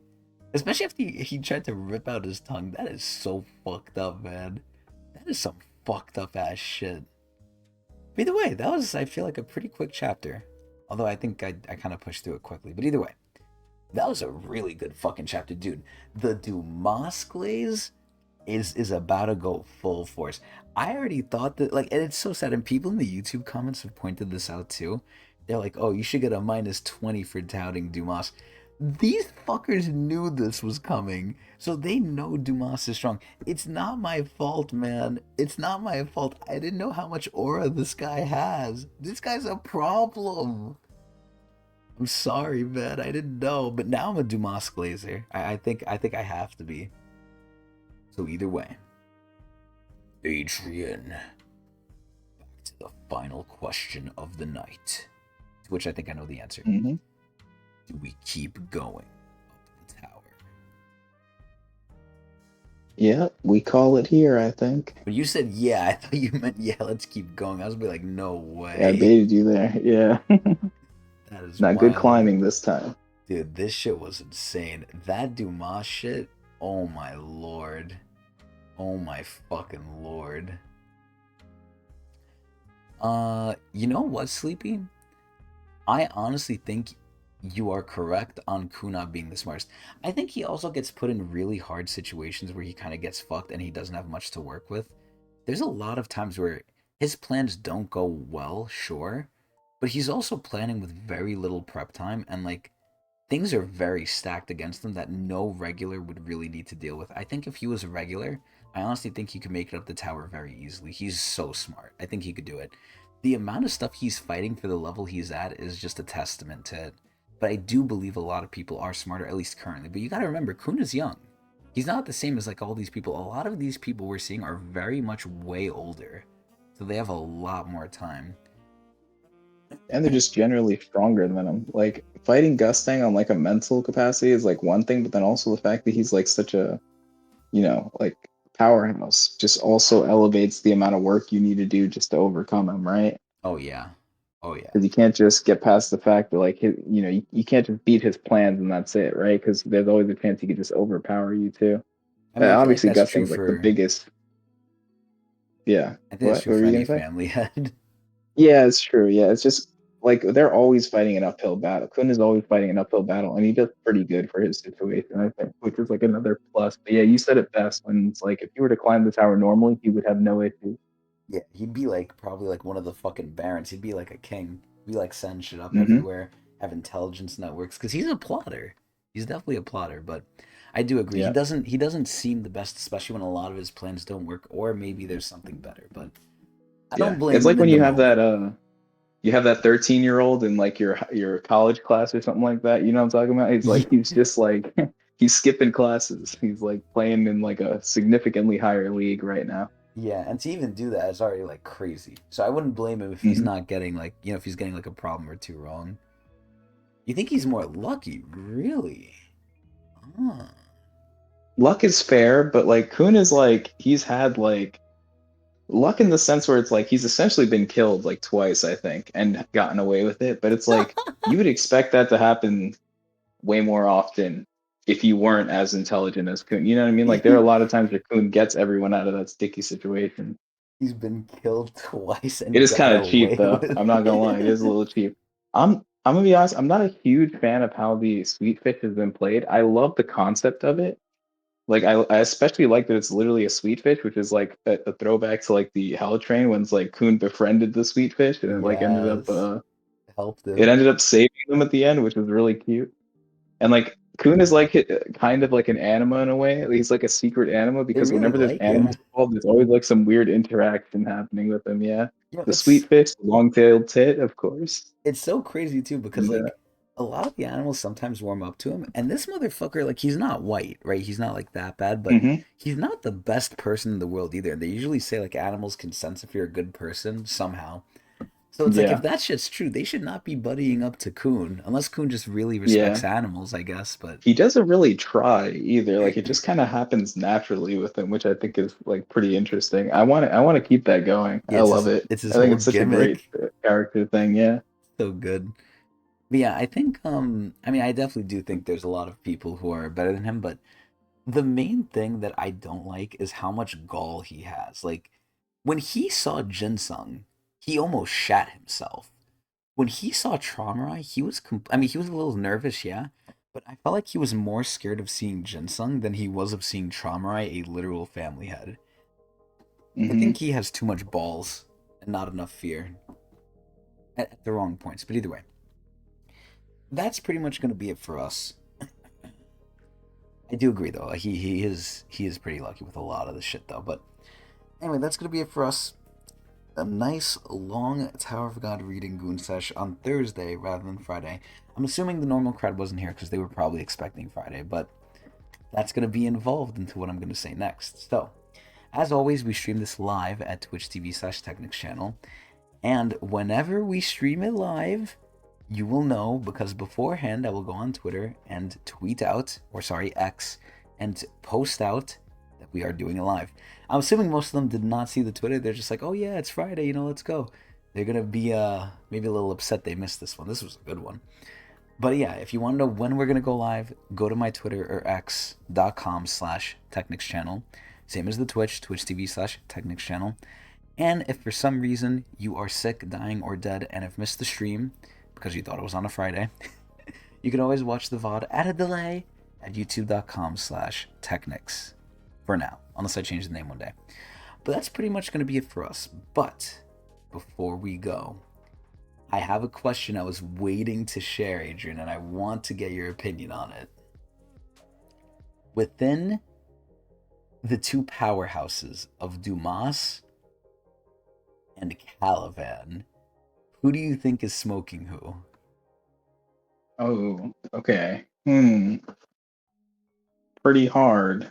I don't think this I is pretty feel hard, but like, well, it's hard because I like both these characters, and I don't want to say like I don't want to say the correct answer. You know what I mean? Like I want to say that it's close. oh yeah, you're gonna I do the Yuri I think again, I huh? think Dumas wins. I think so too. I don't even think it's Yeah, a question, honestly. yeah, God, man, this it's guy is pretty just tough. so strong. It makes you Maybe question Caliban though. has the potential to get up there, but he's not quite there yet. So this is where I'm concerned about something, right? Hmm. How high up are the corpse commanders? So is there anything between the corpse commanders and Adori? I don't think so. So by this logic, if a corpse commander was there and the family head isn't there, a lot of the top people in the family could kind of mop the corpse commanders.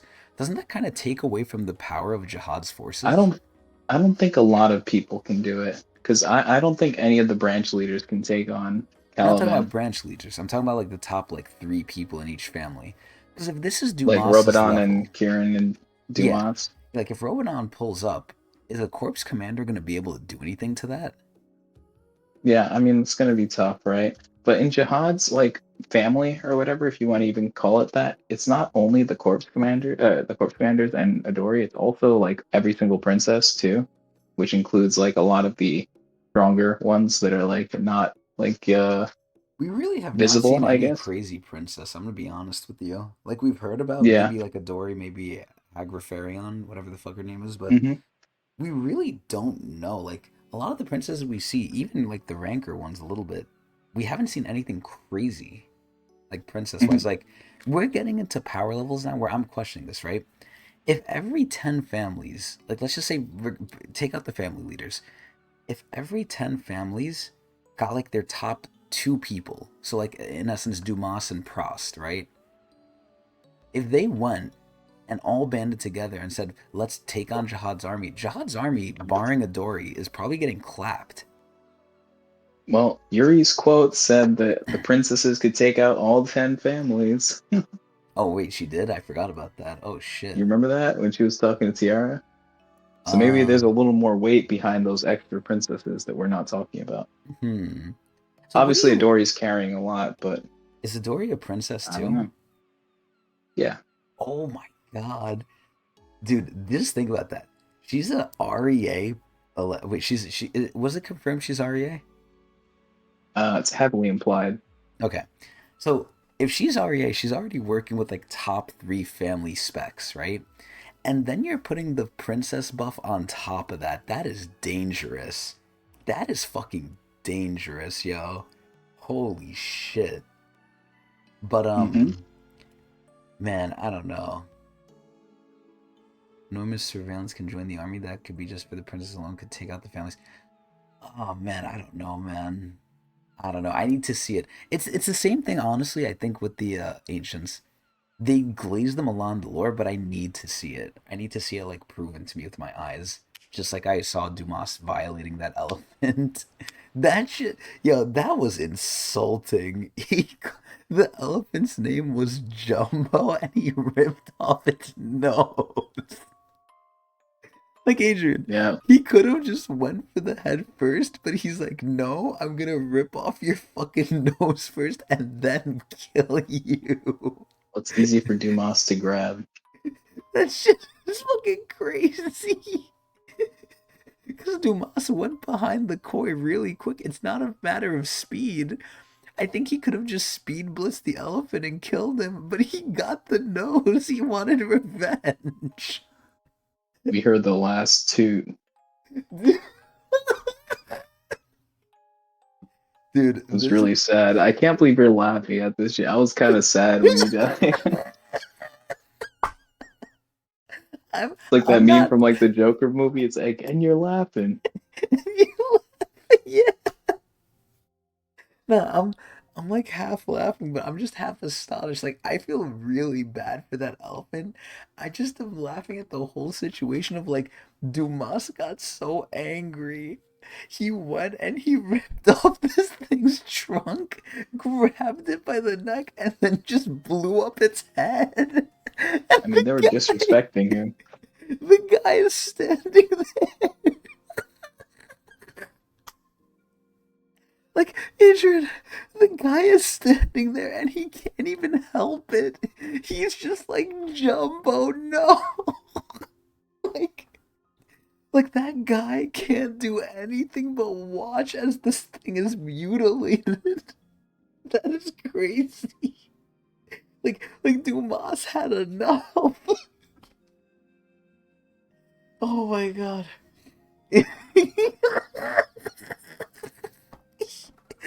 You said it, I'm laughing. Nah, I even told you I can't look at it. Like, I don't want to look at it. It's fucked up. It's wrong. But the whole situation is just crazy to me. Oh my god. Oh my god. Anyway.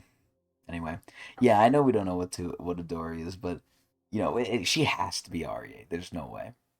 But either way, obviously, I think Dumas would win. Especially, yeah. Okay, let me ask you a better question. You think Dumas could win versus Caliban with no arms? You think the arms make a big difference or no? Um, I don't know. I mean, Dumas, to him, it seems like it's not a big difference. But then again, I mean, like, the branch leaders were never really too tough to begin with because Bomb took out Elbaba pretty Yeah, decently. but he's an exiled branch leader. He was shit anyway. He was one of the weaker ones. Yeah, that's fair.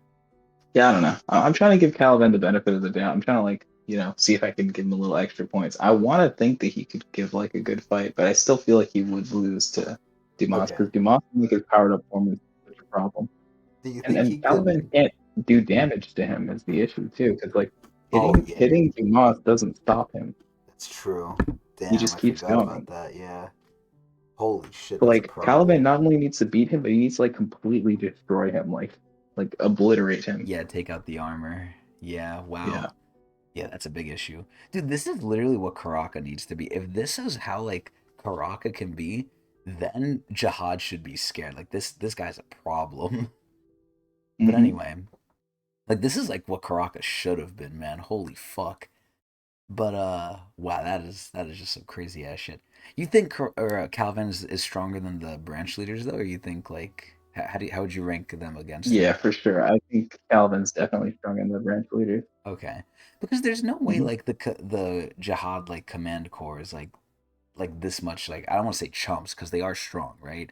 Like obviously Yasvacha hmm was strong, but it seems like we're dealing with new levels of power where it's like if there's 10 of these things and only one core command. I mean, we don't know how many core commanders there are, but like you know, I feel like it's starting to look mismatched. Like the families have a lot more power than Jihad's forces do, minus the princesses and Adori. If you add those, then I guess it's fair, but who knows? Like hmm it's looking kind of crazy, but either way, another fine girl from the Charmar family with a nice ass they're taking for us. I mean, listen, he didn't kill the people. The people are still there. I don't know for how long they're gonna be there. I guess Yeah, we'll they see, got a but few episodes. Yeah. maybe like maybe Dumas will be nice to them. It was just the animals he was taking out his frustration on. Listen, man, no, I hope he's nice. We'll see though. We'll see next time, because we're done. That's it. Great reading. We hope everyone enjoyed. We hope everyone has a good one, and we'll see everyone next time.